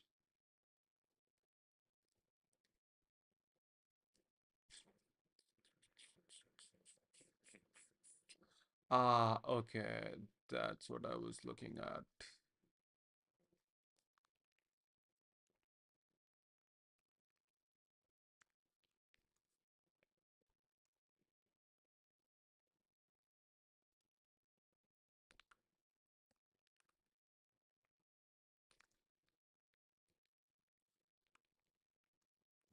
Okay, right. Uh, do not remove this get source side drops. This runs when when the app is first loaded and gives you the right functions to run webhooks, session token exchange, and run your initial installation, email flows, among other things. Hey Tom, building midnight on. It's the standard at this point. Uh, it is the standard stuff. But do I get it here?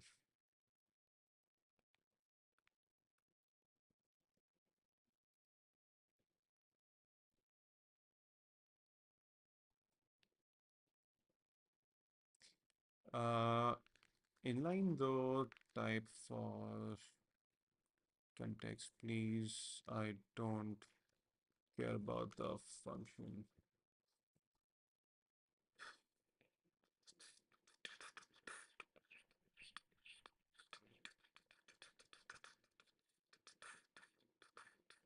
Dude, like, why do you have to send me this? Can't you just give me uh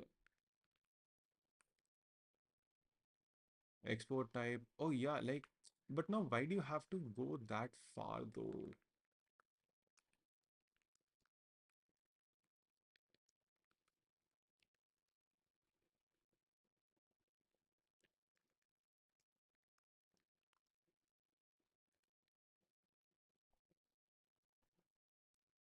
Uh, no, inline just the context.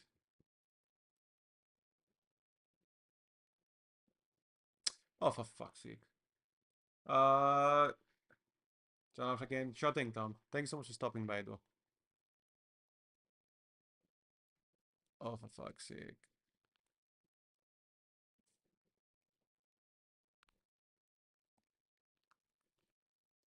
Yeah, I mean, this gets the job done. That's another thing.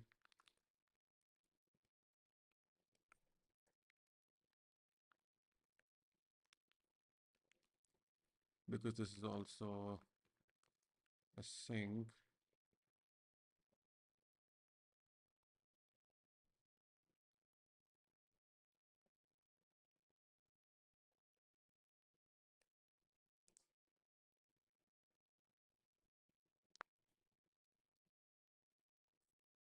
I mean, it's really not really required here, but it's just so convenient to kind of have this. But at the same time, it would make more sense to have this instead.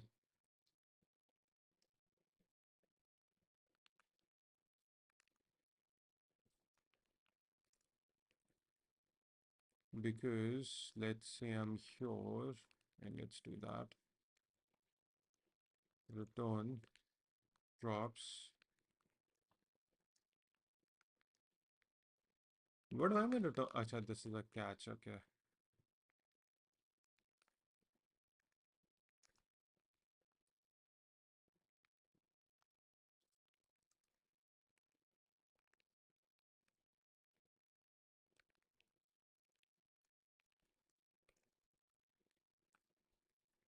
The page again. We know this because we are not preserving any URL params.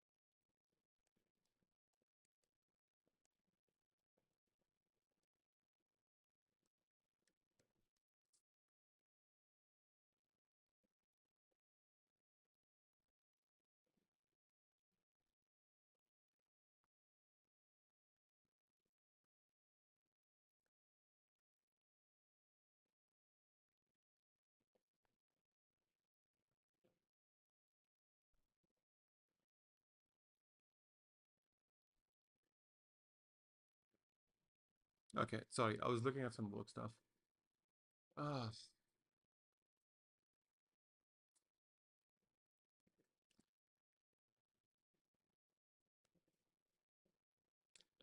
Ah, let's see. Okay, this is doing good.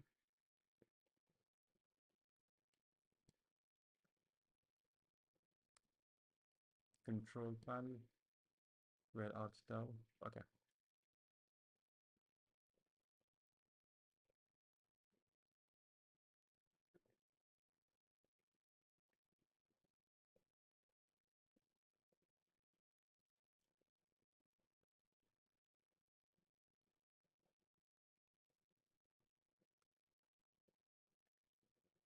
okay.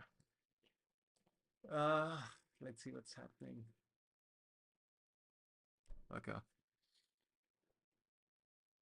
Do I want to add on a page? Actually, you know what? Let me also update the older debug pages that is still using legacy. Why are you using legacy card?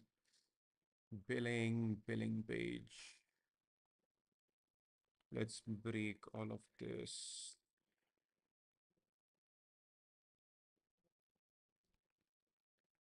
Hey.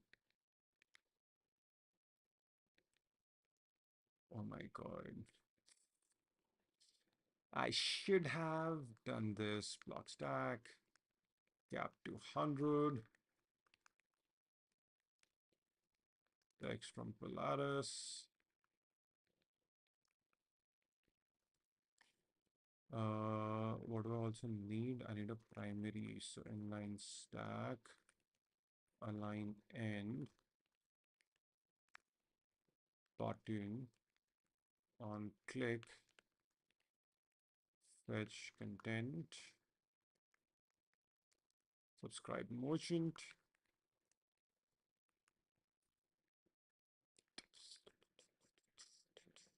and it's variant primary.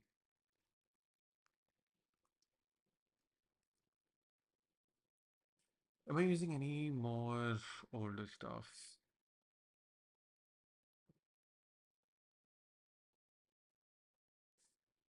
I am not.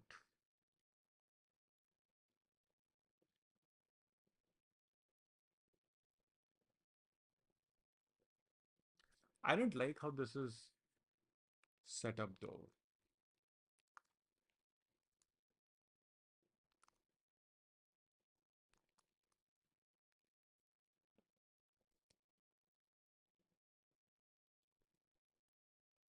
Actually, another note that I want to add in for the billing API is ensure your app is set to public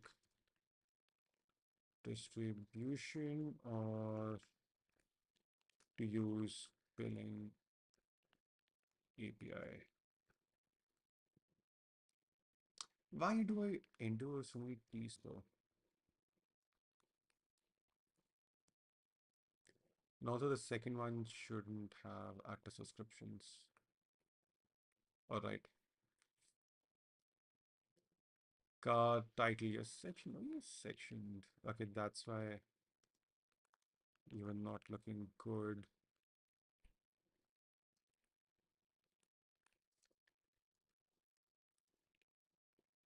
Uh, text,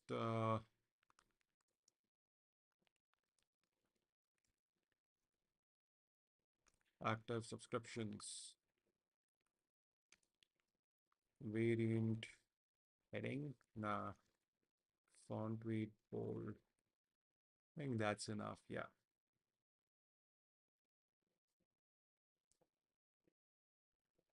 Am I happy with this?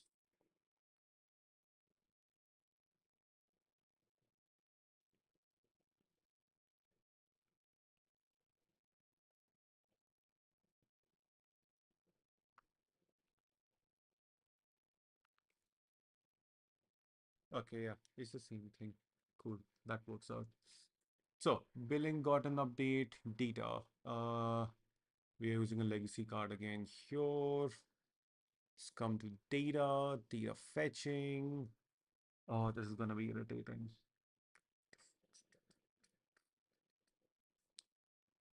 Okay.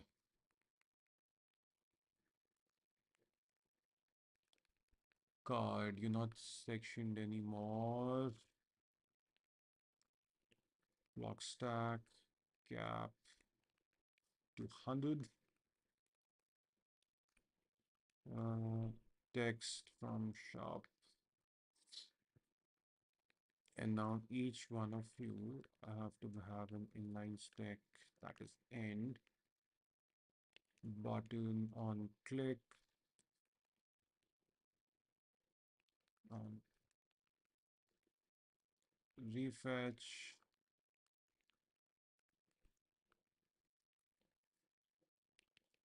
Uh, variant primary. Yep, this works out.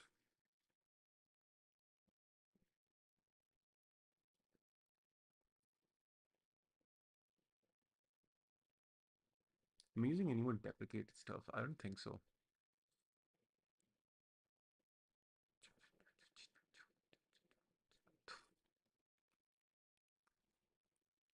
Subtitle,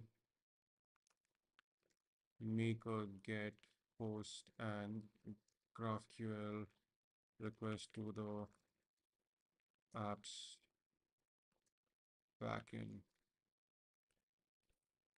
Make an authenticated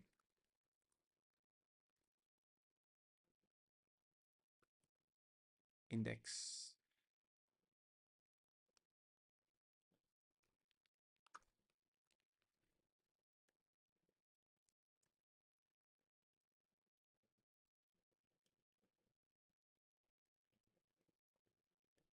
Now, with the CDN stuff, right, I kind of want to add in an example on how to use it.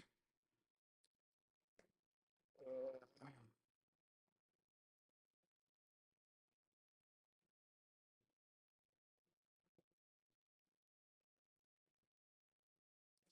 Actually, let me add an example in the debug card area.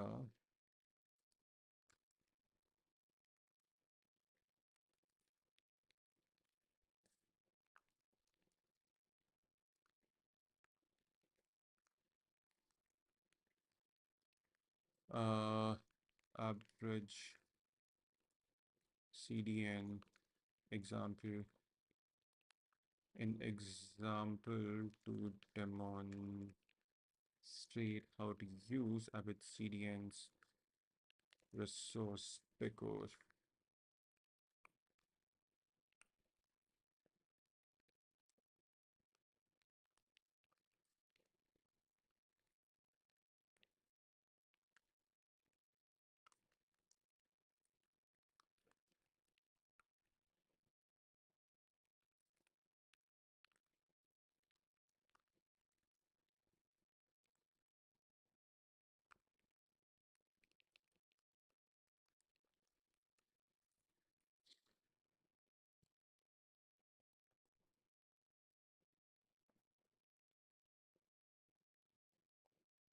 I am not using a grid here to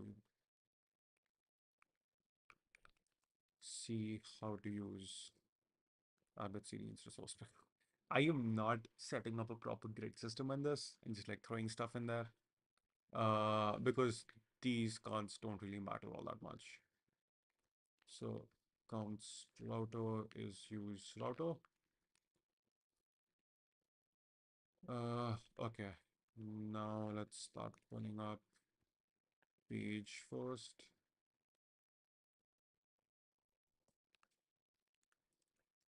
Title, resource picker, use grid CDN to pick products.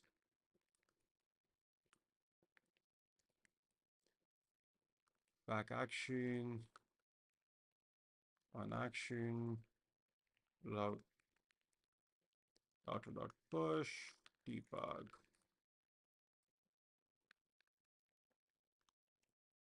Uh, Layout, layout.section, variant one, not full width, of course. Yep. Actually, let's do that because I'm gonna need more stuff. I need a card. I need a block stack in here.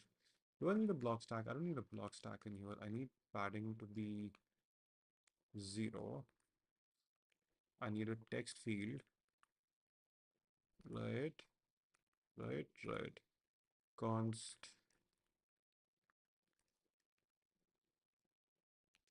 fonts initial query, set initial query, use state.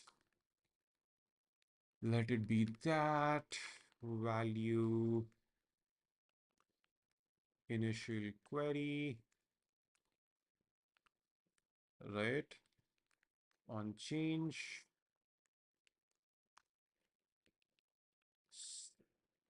value set initial query to value. And now let's create a new function, a sync function, use, not reuse the source picker, open the source picker with an initial query.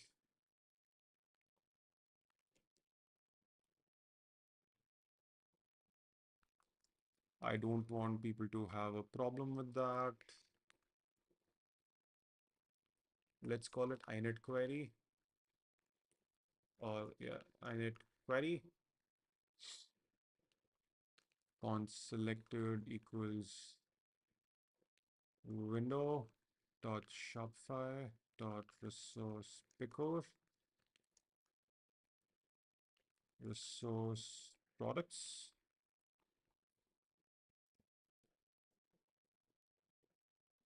Ah, fuck. Okay.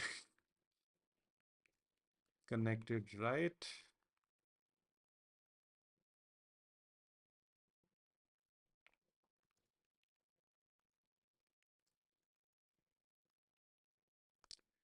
Connected right should be a single actually, not an object.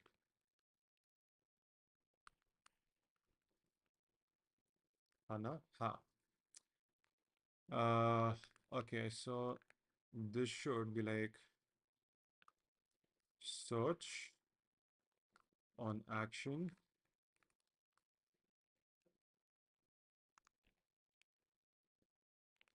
open the source picker, still use initial query, honestly, because you're gonna have that running in here.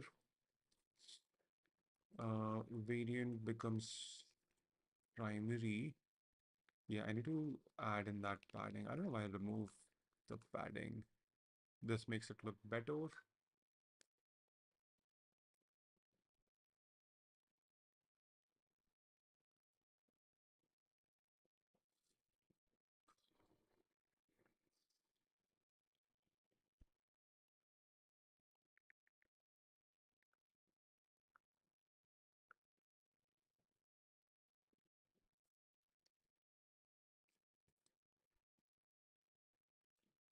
Actually, yeah, let's add in some content in here because otherwise this feels very plain. Cap, text, pick up product.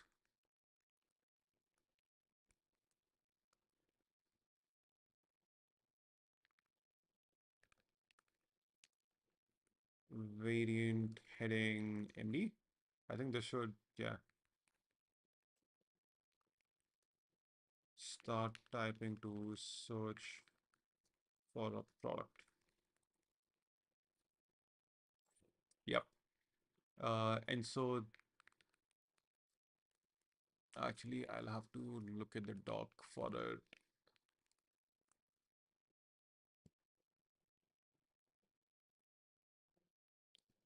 Average reference.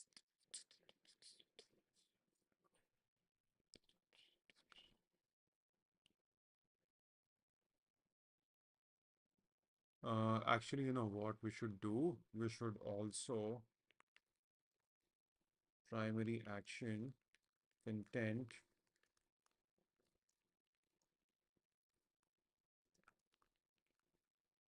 documentation on action.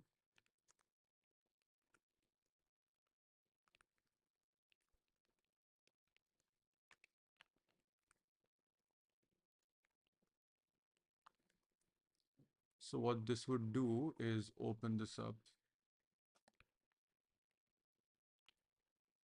What? But I just copy pasted.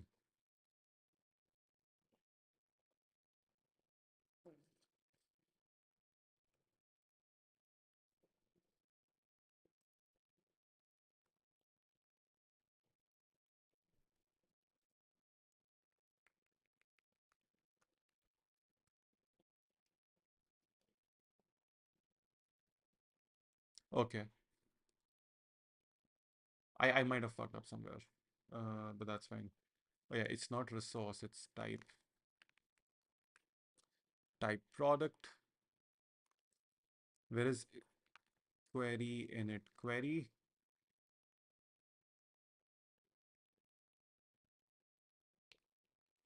Multiple. No, I think it's filter, not multiple. Yeah, that's what I was looking at.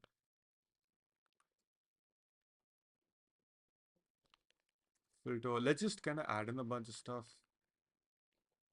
Student false, variance true, just so that if someone opens it up, they have something to go by. Multiple true.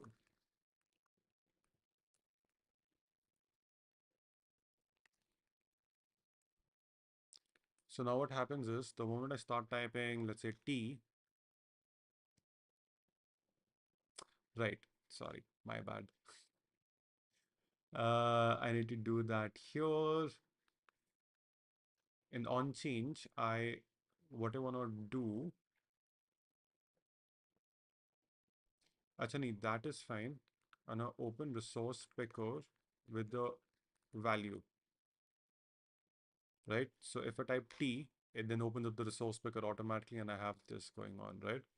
Or if I hit search, why would you not open it?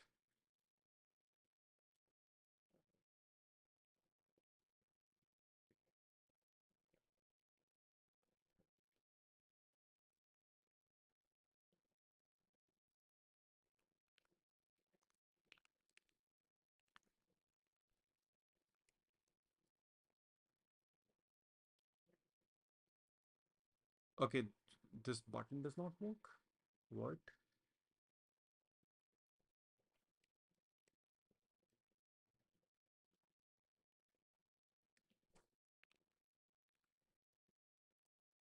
Right, of course. And it's like if you press anything here and you hit search, it kind of takes up that too again. Uh, I also want a clearer, so clear button.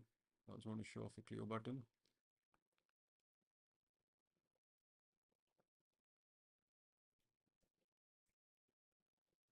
But why would it not? Okay, yeah.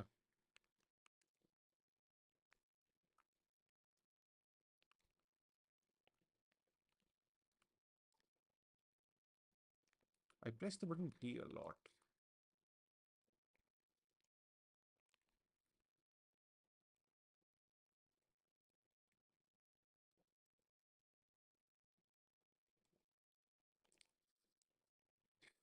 Okay. Uh, no, this would be Polaris.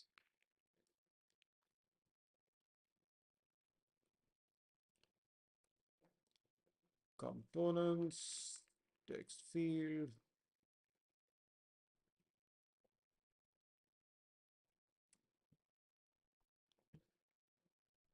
method label, right line with placeholder, with connected fields. I think that's what we're looking at.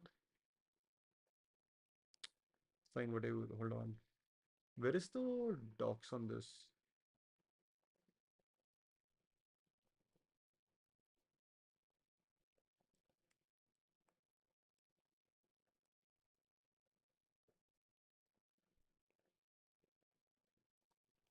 Okay. Uh, no, the clear button is a simple bool.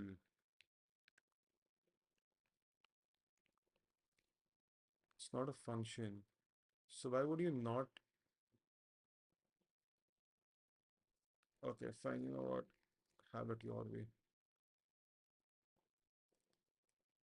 This happens, and now what I want to do is I want to create another layer, that section. I want to do a card. I want to do a block stack. I want to do a text. Call it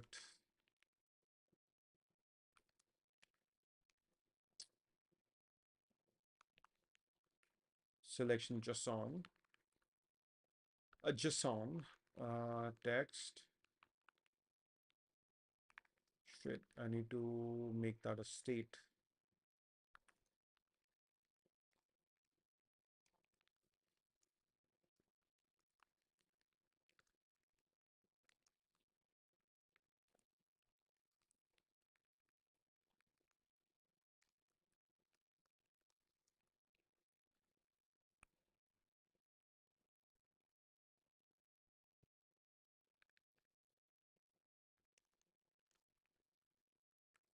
If selected, set resource picker selection selected.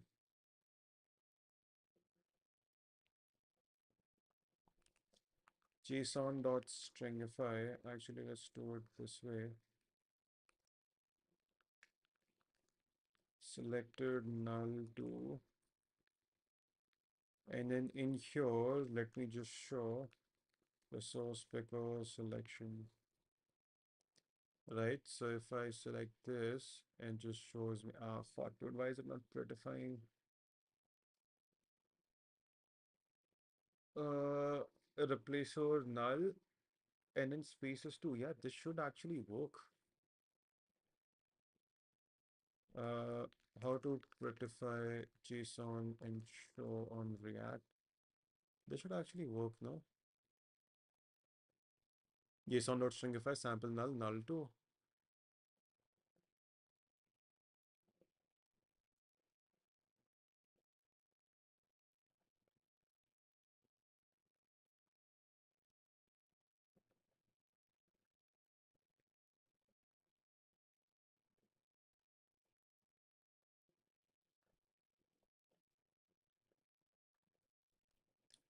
Do I have to make sure that it's pre? Because I'm pretty sure that's not required. That is required. Okay, I was wrong. Sorry. Okay, that does it, I guess. Uh, yep, that shows you the entire thing. Uh,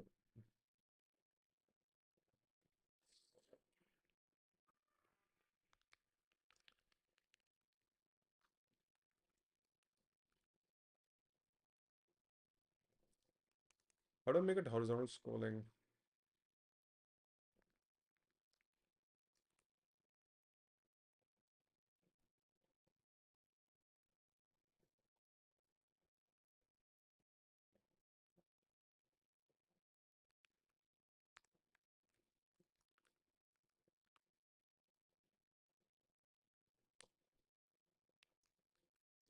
How do I?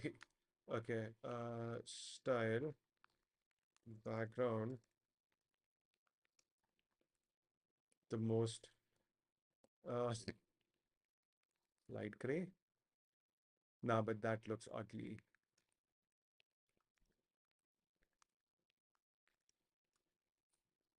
Huh. So I learned this today. There's supposed to be a pre, which is so new. But what if I just have selected? I think that will.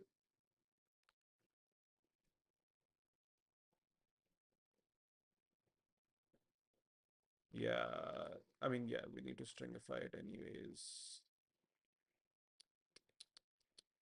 Well, at least it works now. If selected, do this and then set initial query as null. So once it's selected, I can just type something, do this, do that, and it's like immediately cleared out. This looks good enough, I guess. Pretty simple component for someone who's looking to understand how the CDN works. You have app uninstalled. I hope they bring in the app installed one just so that this thing becomes easier. What are they looking at? Huh. Webhook, subscription, topic, Shopify.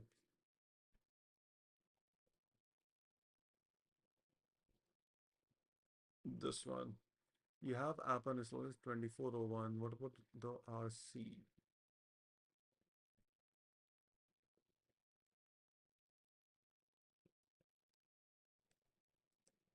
What about unstable?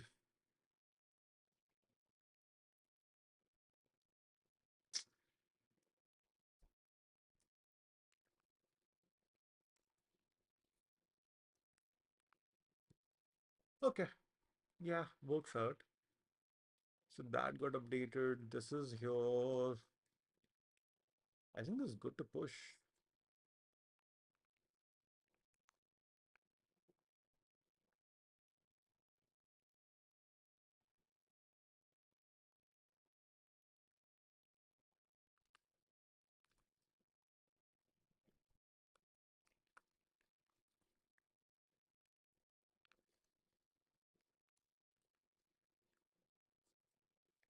So we gave API an update.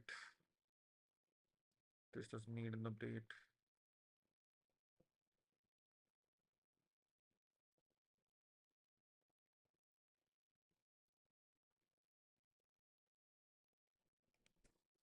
Uh,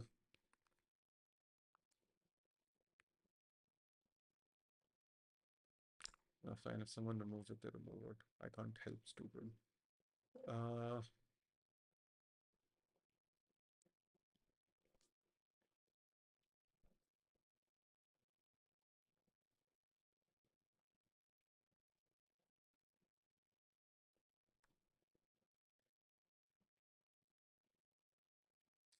God, I need to do this also now. Okay.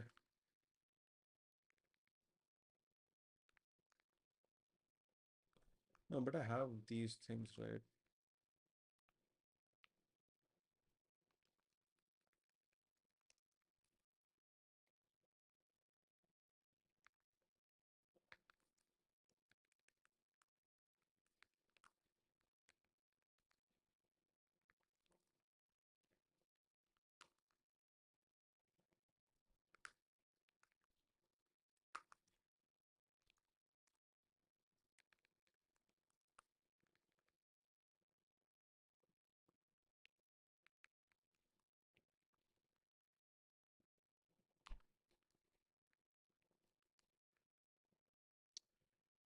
Uh,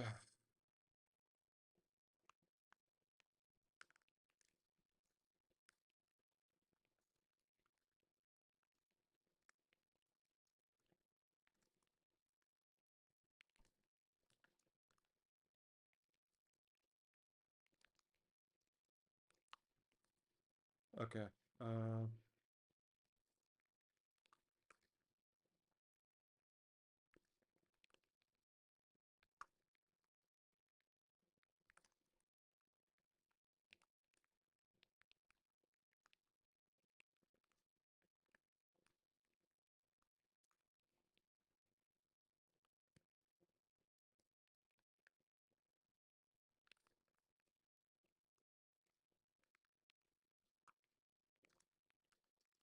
what panel is undefined? Now these, right? What needs to happen here is if app proxy prefix is undefined, app proxy prefix is undefined, not writing, not make sure your app doesn't use app proxy. But what am I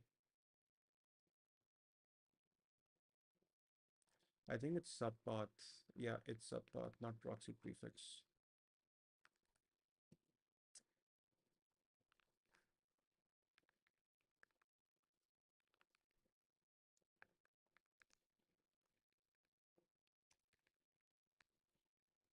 And that's not an error. If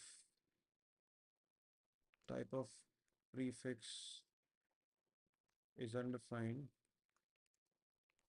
app proxy prefix is undefined.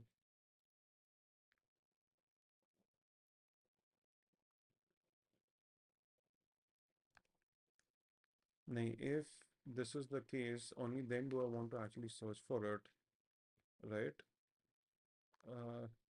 If proxy prefix is not equal to, no,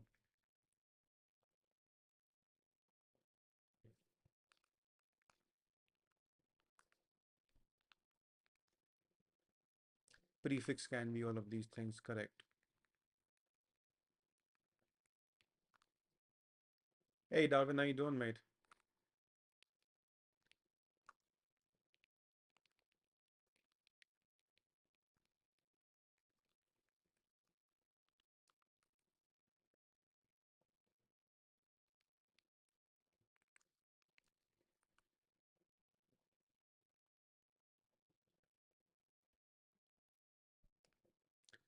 Wait, uh, no, I'm messing it up.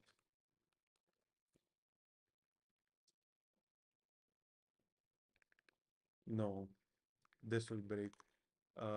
Switch proxy prefix case apps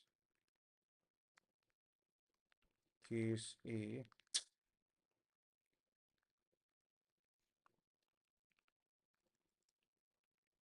multi tools case default. I wanted to break and then case default throw error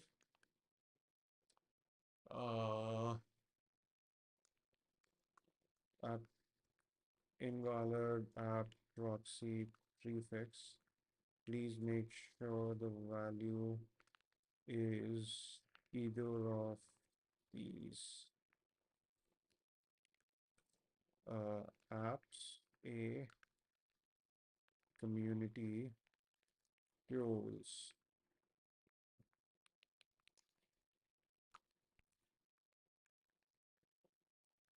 right? That makes sense. Uh,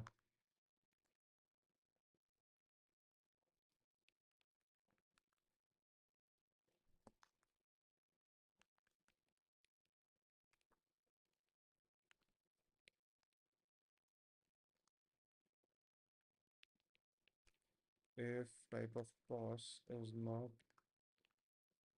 boolean,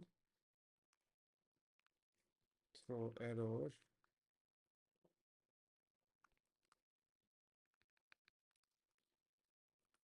Pos embedded should be a boolean, not a type of yours. Okay, now let's actually run that check. Let's do this. Let's do this.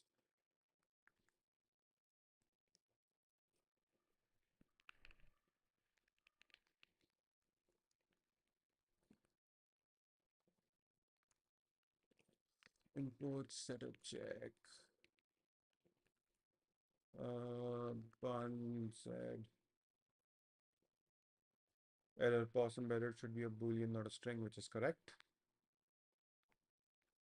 Uh,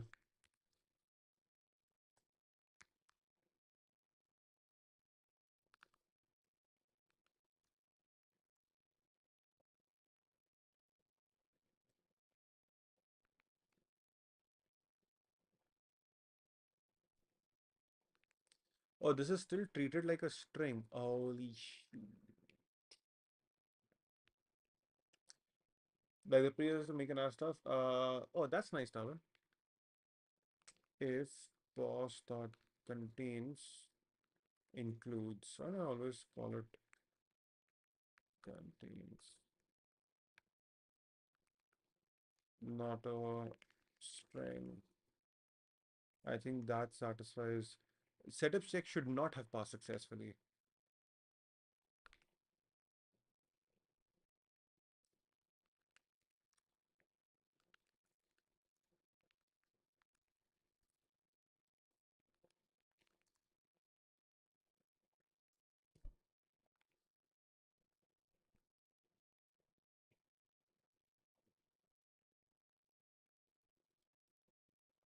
Oh, right. Uh, my bad.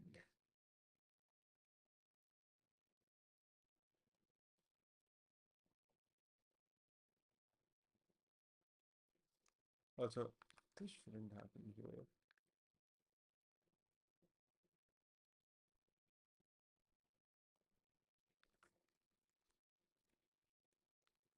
Else,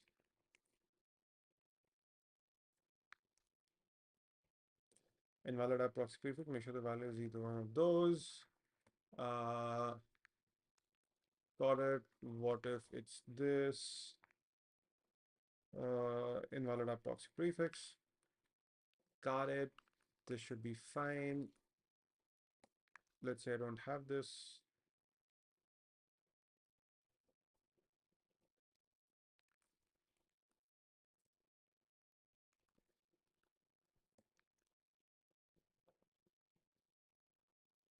App proxy is undefined. Please make sure your app does not use app proxy, which is fine.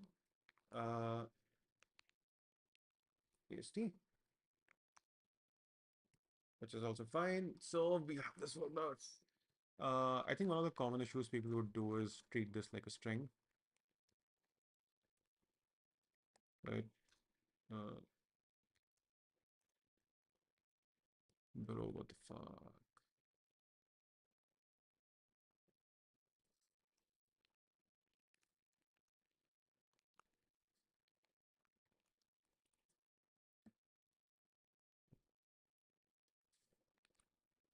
Okay, so there's no way to check for ENDs.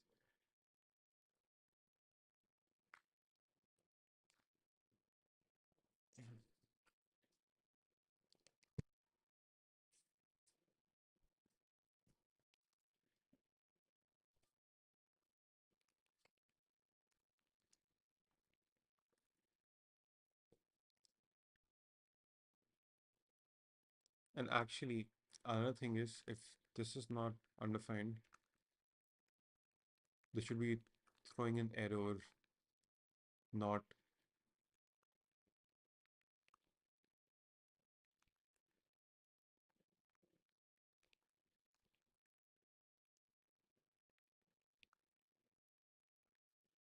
that's fine.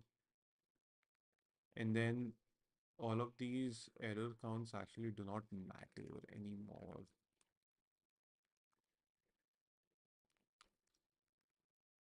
right? And all of this stuff is actually needed. There's a lot error. One actually, subpath is not defined. Let's actually do that. Can't find variable error count. Understandable.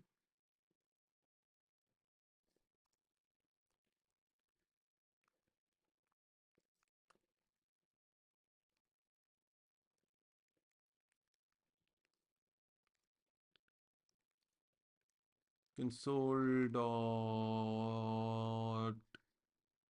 Yeah, let's just console log it. I thought there was console dot success too. Proxy subpath is undefined. That should be a console dot one, right? Yeah, that's a one, but I'm not having that right thing, but okay. Are we out of? Okay. I'm listening to Drake on the side, so there's that.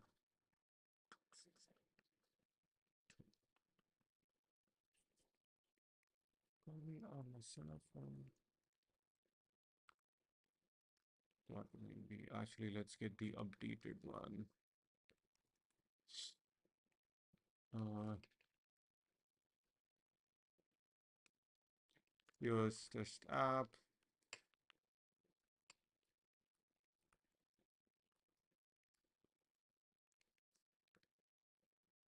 Actually, in setup check, app handle, uh, if app handle dot includes throw error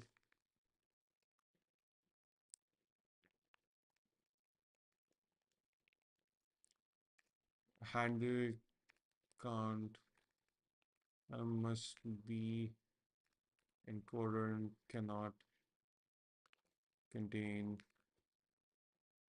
spaces.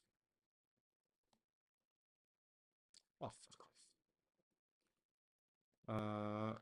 Pure bun z. Okay, this works fine because I know most people will make this mistake.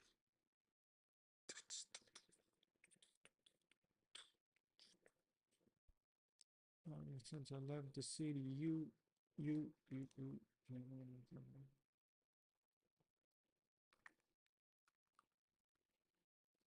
Also, yeah, one of the biggest problems, and I can just remove this now.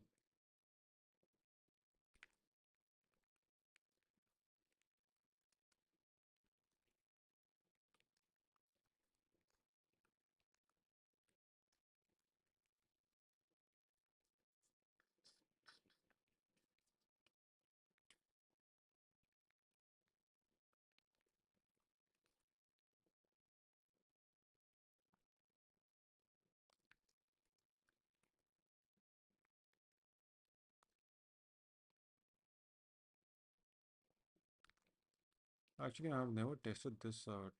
npm run update config.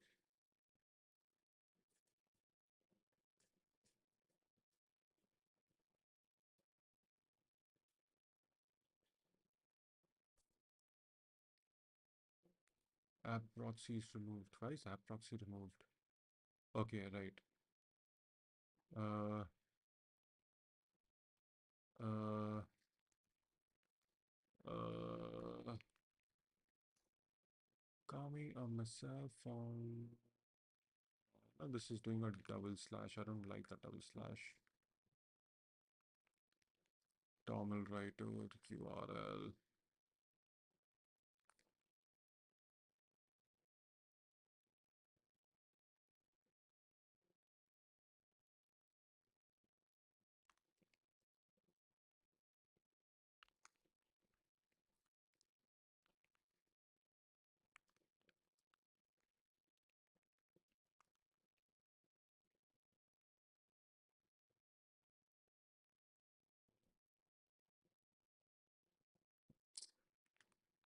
Or to remove the last character of string in JS. I can't think of it all of a sudden.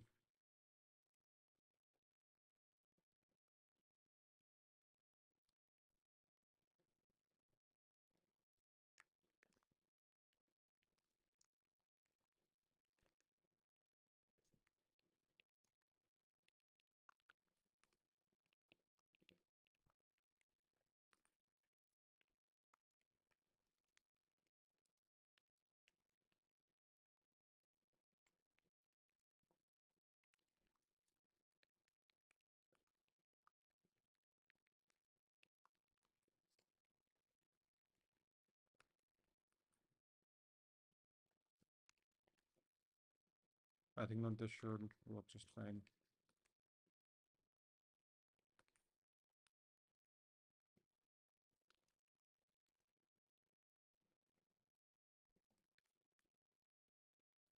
Yeah, this is now fine. Wait, but this would also have other issues with this app URL there.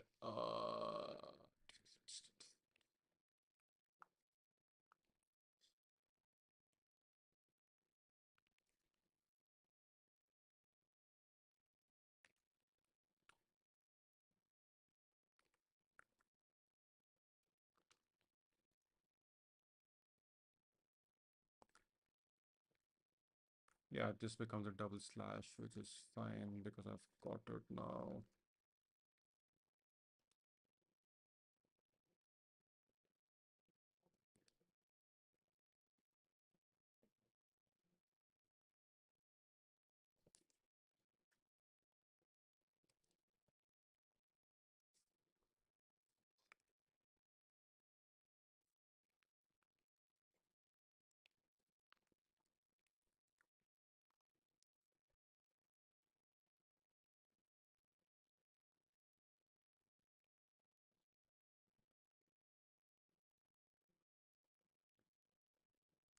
Okay. Yep, that works. Now I need to write the docs. Exit frame doesn't have any existence anymore.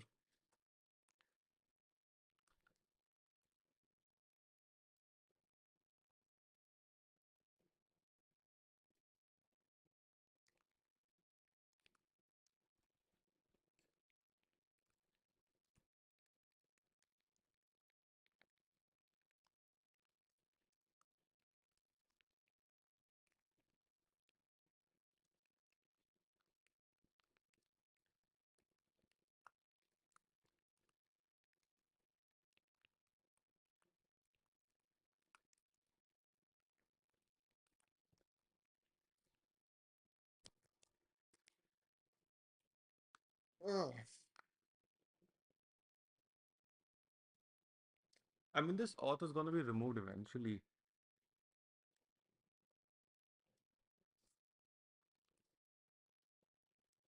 But then I also need it because,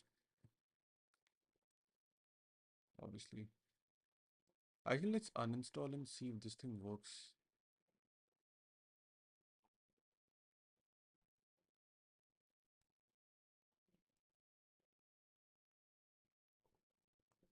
And now you have like this new problem that you don't have a install URL anymore. Earlier, it used to be like, hey, I have this thing, just kind of throw it in.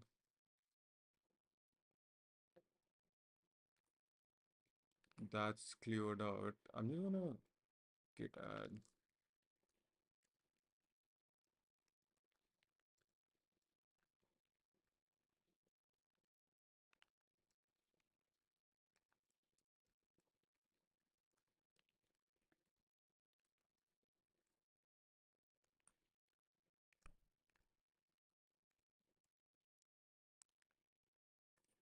Okay, test your app, select. Here's the store. You have nothing hitting at all up until the point the app actually shows up. Like I hit install only then, like after the installation process is done. Now is it like, okay, hey, let's hit your endpoint. Like, see, now you have the get.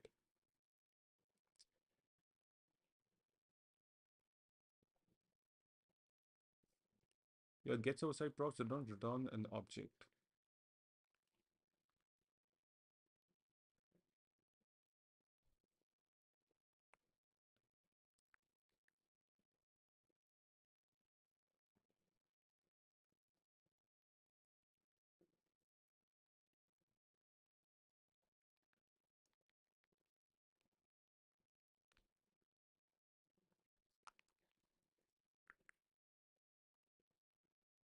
Right. And this is why we test.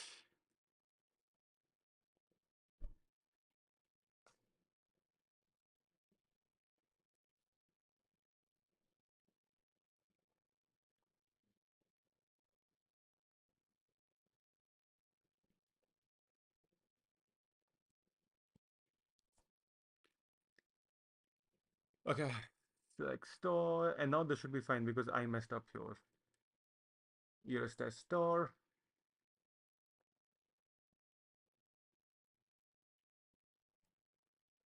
Install.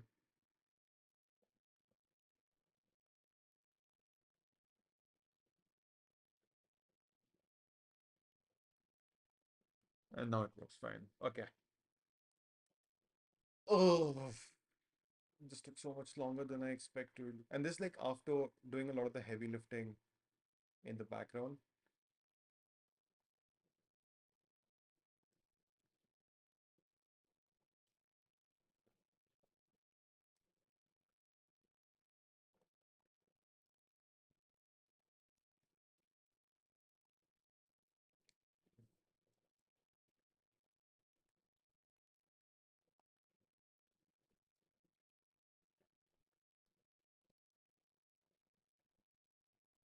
Hmm.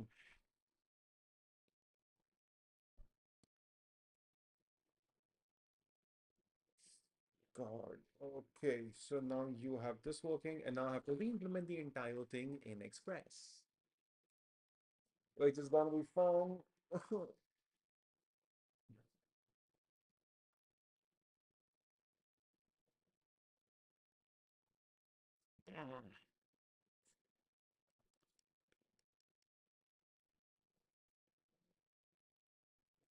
Like technically, you could build an entire Shopify app without using a database.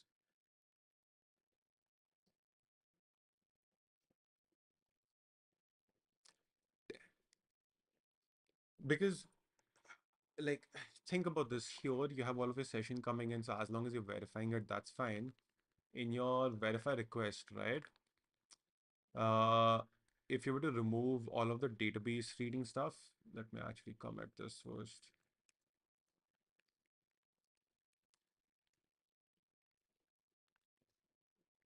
I don't have a remote on this. Fuck.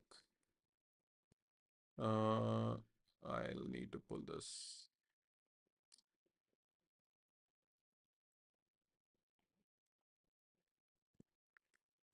Uh, Git remote, add origin, and make this, create a new branch, call it managed installation, git push, set upstream, origin, manage installation.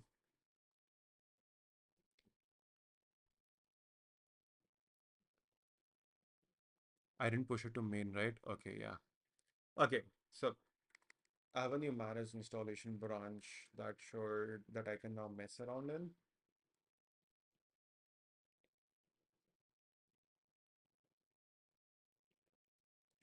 I need to write.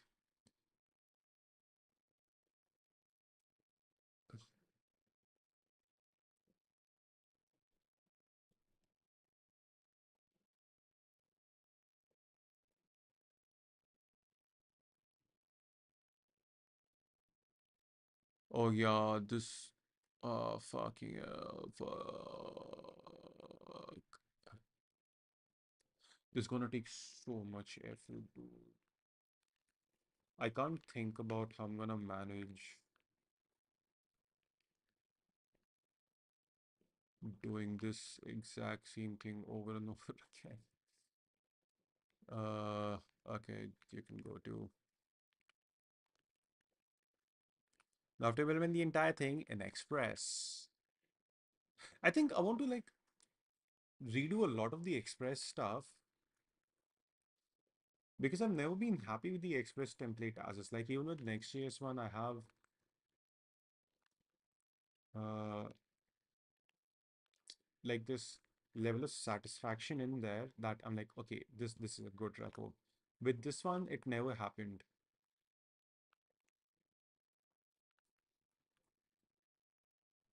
Actually, I can't call it extensions. I'll have to.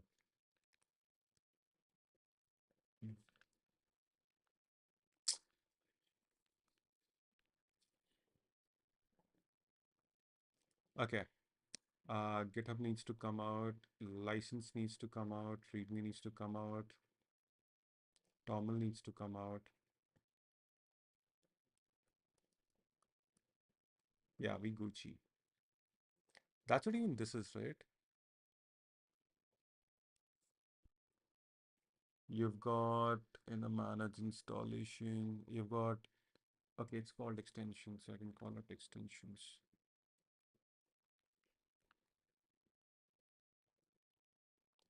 Extensions app. Oh, it creates an env unnecessarily. Okay.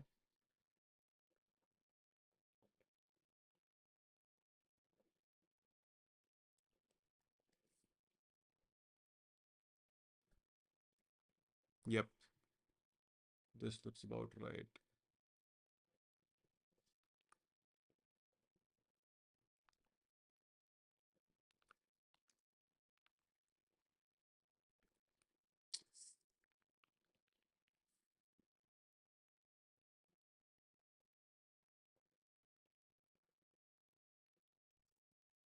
And now there's going to be a bunch of copy pasting. CD Shopify, next, go.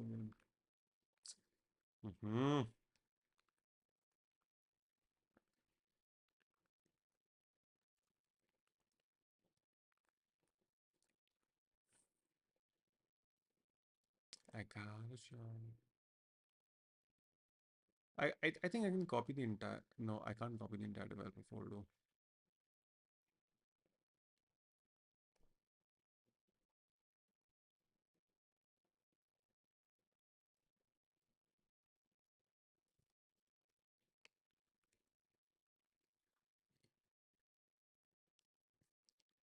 Okay, let's commit, git commit.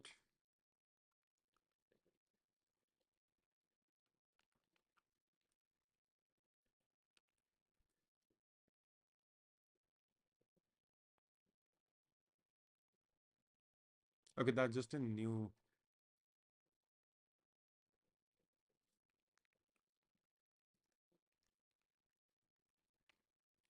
Ah, I never updated this on this one.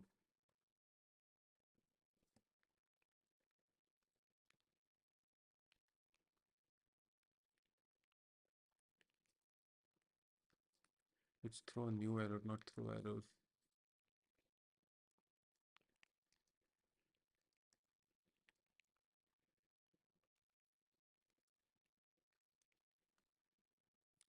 z.js.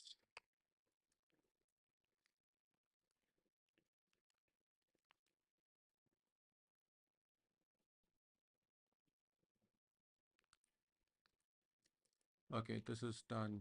Type, let's come to that in a second. Toml is just types anyways. Toml writer.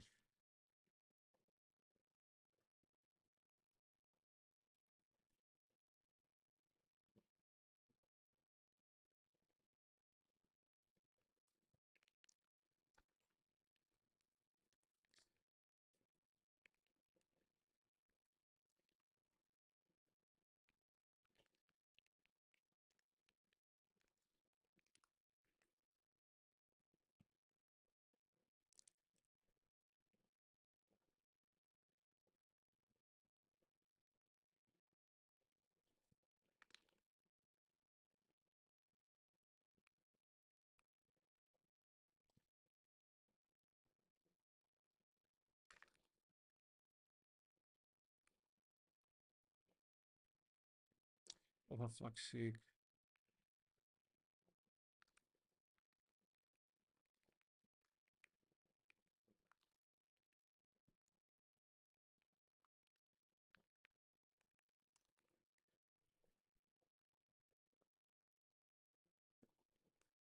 Okay. Okay.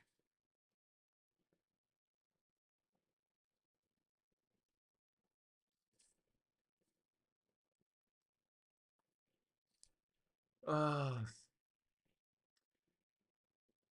I'm gonna have to think about how I want to do this entire thing now.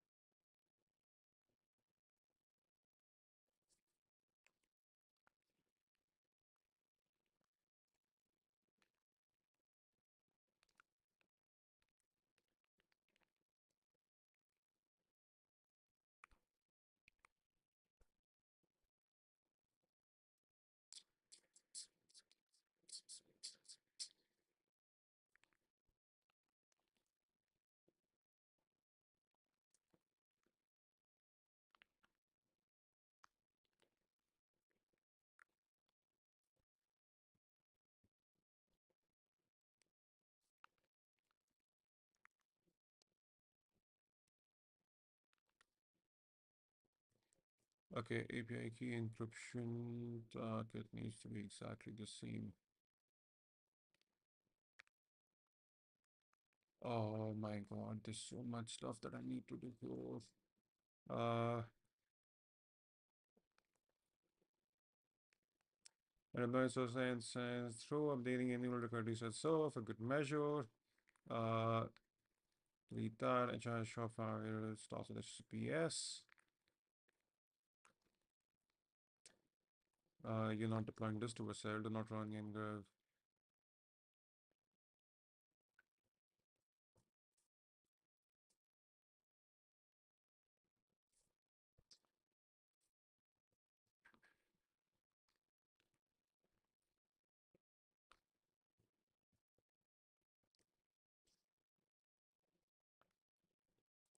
I was going to see if in my package did I add something out of the blue. I didn't. Okay. Yeah, but I also have that now, no? Update config.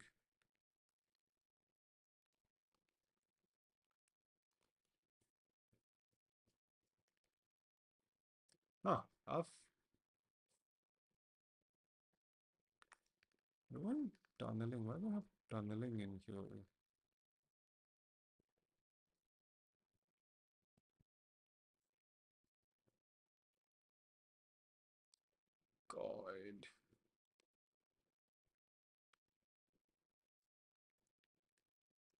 Let's pump it back to 0.2.1.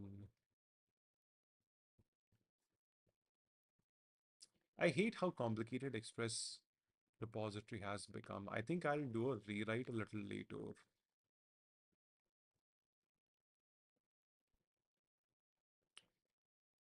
because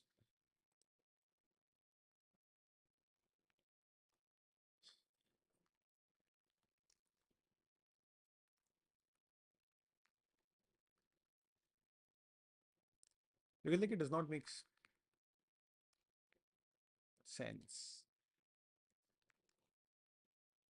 Uh, like I hate how much this repository does not make sense, at least to me, even though I use it not as much.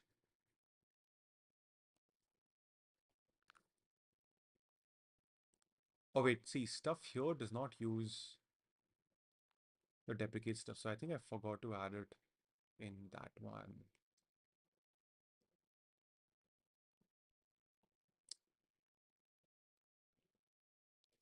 Well, multiple providers in here.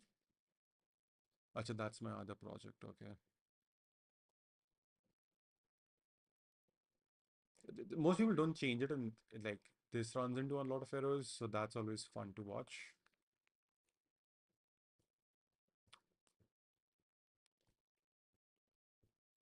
Exit frame is not required anymore. Routes, you can go, you can delete yourself.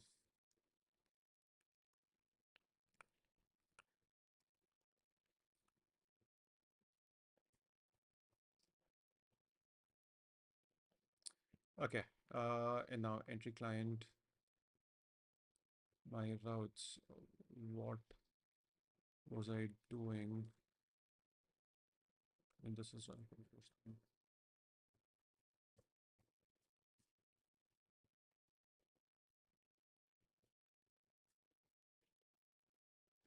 Yep, apply. I think apply auth middleware is when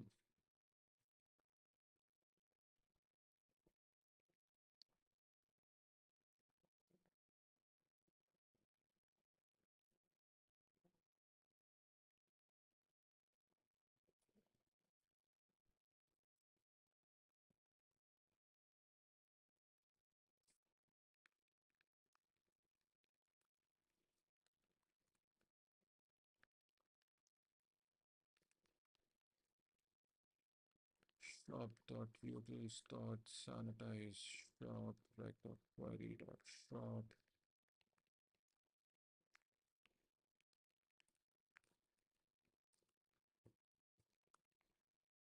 Or I use format and then that's how I mess up. Okay.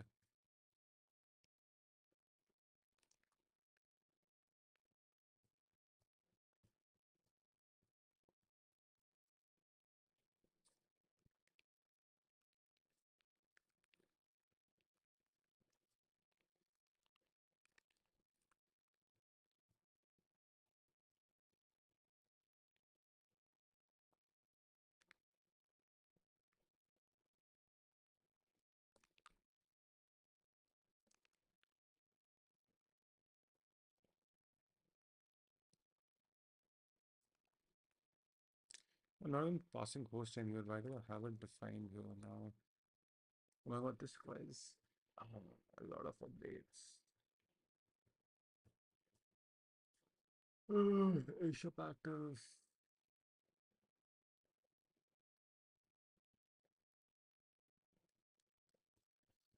Hmm.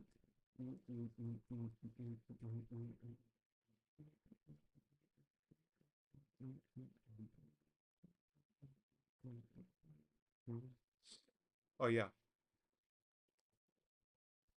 Yep, I get it now. This becomes his initial load.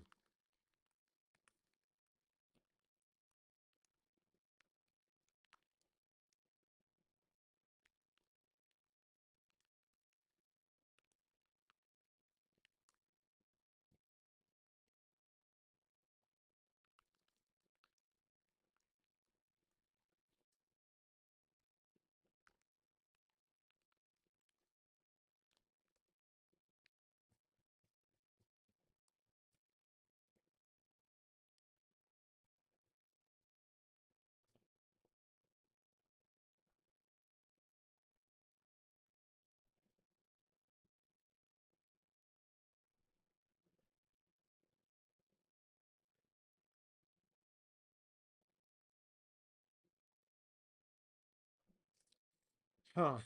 Okay.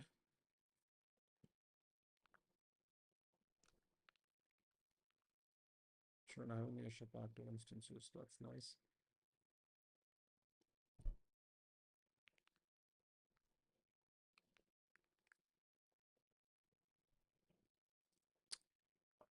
Hmm.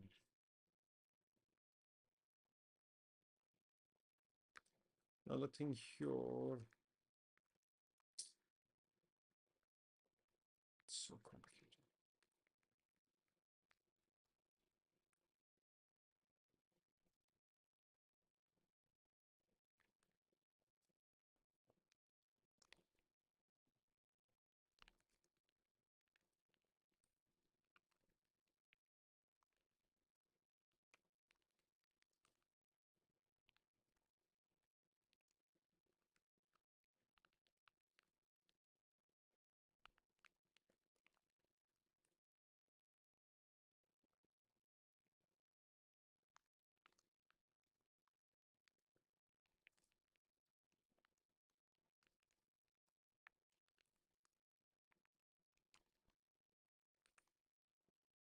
Yep, I think that's. Oh yeah, I also need to update the futures here.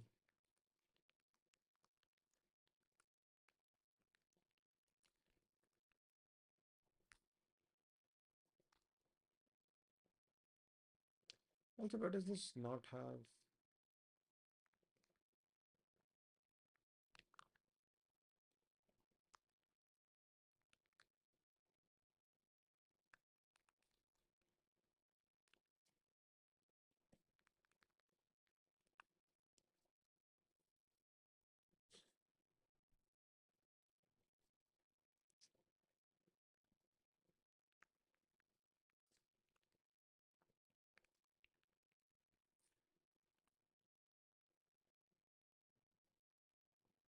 Hey Jamie, how you doing? Finally got a live stream. Yeah, dude, it's just doing the new odd stuff today. It's very irritating. Once this is done, I also have to write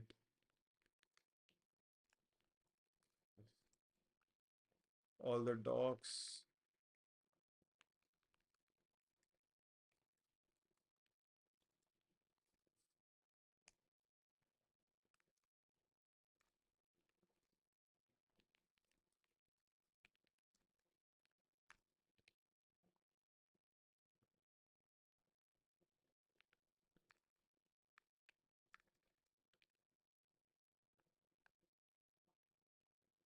Bro, where am I? Utils. Fucking hell. Well, thanks so much, Jamie. Uh, no, Shopify dot auth dot token exchange. Session token is ID token. Shop requested token type. Requested token type dot offline access token. And this needs to be in a try catch.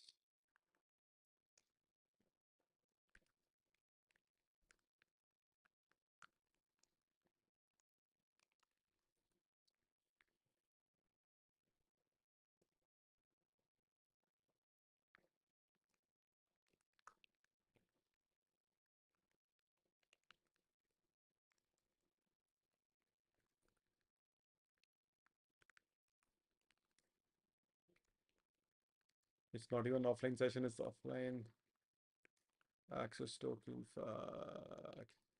Session. Why do you not have auto imports on, my guy?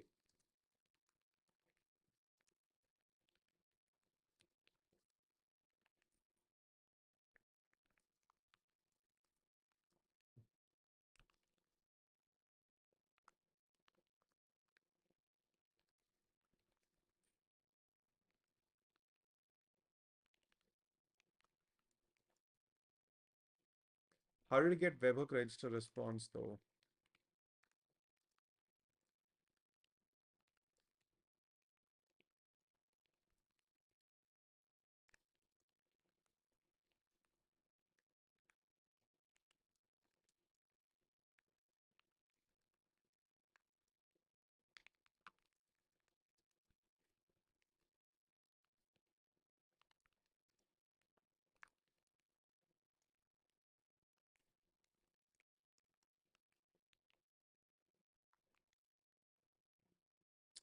I've completely forgotten.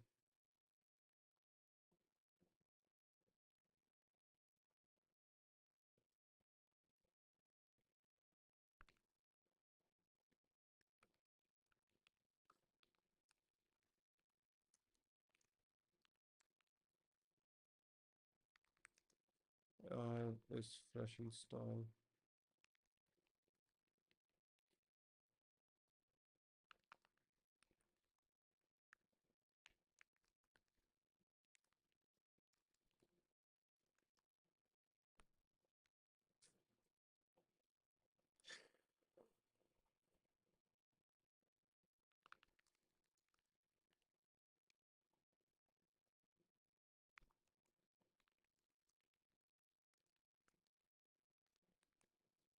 And now I want to uh,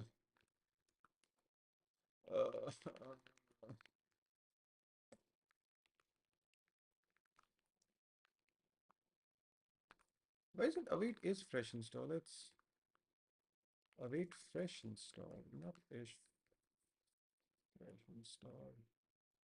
Uh, utils. What am I doing here now?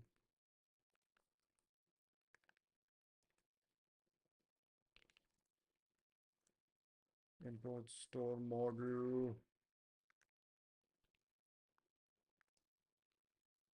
Await store model dot find one and update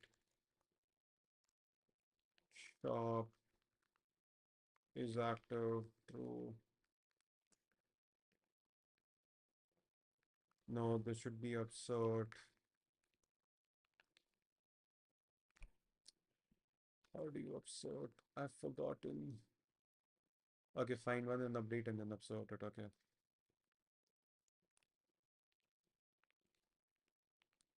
I've like it's been so long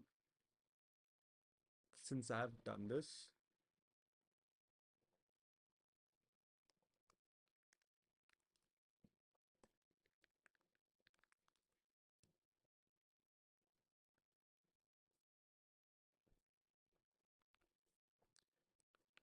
I think once you see how irritating it is to like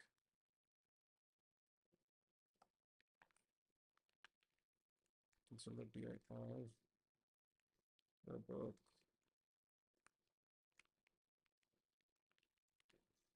So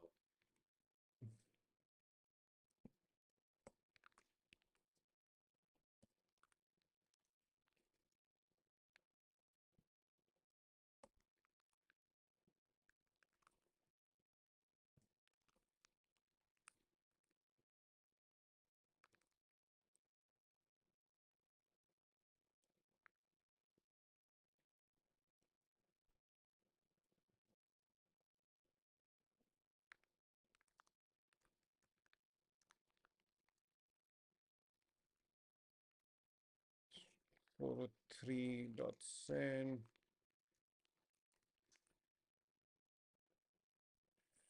So let's say what's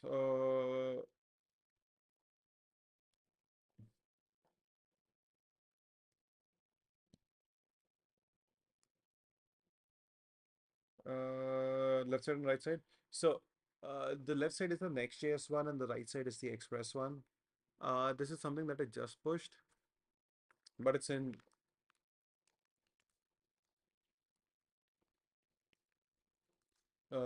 but this is in sorry, not sorry. Yeah, that's what got confused me a little for a second. Yeah, so what I've done is I've updated the Next.js repository, but I'm pushing it up just as a reference because there's a lot of stuff that is still up in the air about like how I want to do it. Like it's in the manage install branch. The same with the Express one that's going up. What's essentially happening is I'm pushing both of the branches up, and then we're gonna be like, okay, hey, let's test it out in prod and then publish it because every single boilerplate that goes up, in fact, every single update that goes up, first happens with multiple prod apps and then it comes to the boilerplate so that whenever you get something from the boilerplate, it is actually tested in production.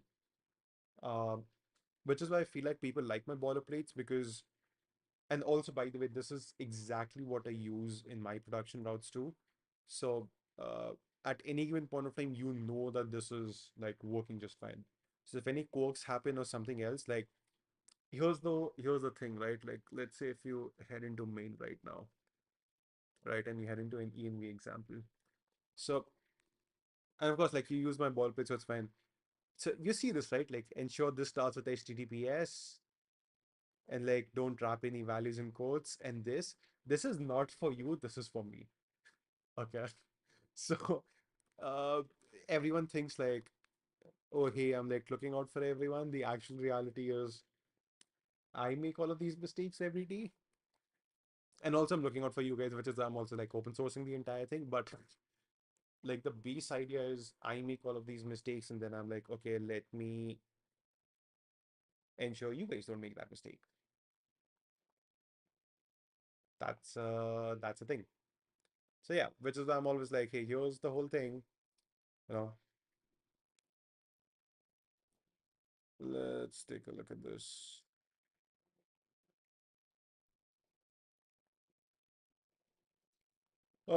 Right. Also, I think I'm gonna end the stream here. It's been like what, 3 hours, 15 minutes since I'm streaming. Shit, that's a lot of time. What's my carbon dioxide monitor hasn't beeped yet. Oh, it's about to beep. So yeah, uh, I'll probably like get on with this a little later. I've just been like working on this for too long. I guess it's been like 3 hours already. So like that's irritating. And yeah. Oh wait, I no, I don't like this side. I like this side more. Right. I actually opened up the right side the right time. So yeah, anyways, I'm gonna go get some actual work done. Not like this wasn't actual work, but like more serious work. Yeah, thank you so much everyone for tuning in. I will see you guys probably later. I have new videos coming in. I just recorded them today, both for the course, uh, and this thing, what do you call? YouTube. So yeah, there's like new Prisma stuff coming up using Prisma Accelerate, using Planetsky, new stuff in the course. So that's gonna be fun. And yeah, like hope you guys have a great day, great night, wherever you guys are, and I'll see you guys later. Peace.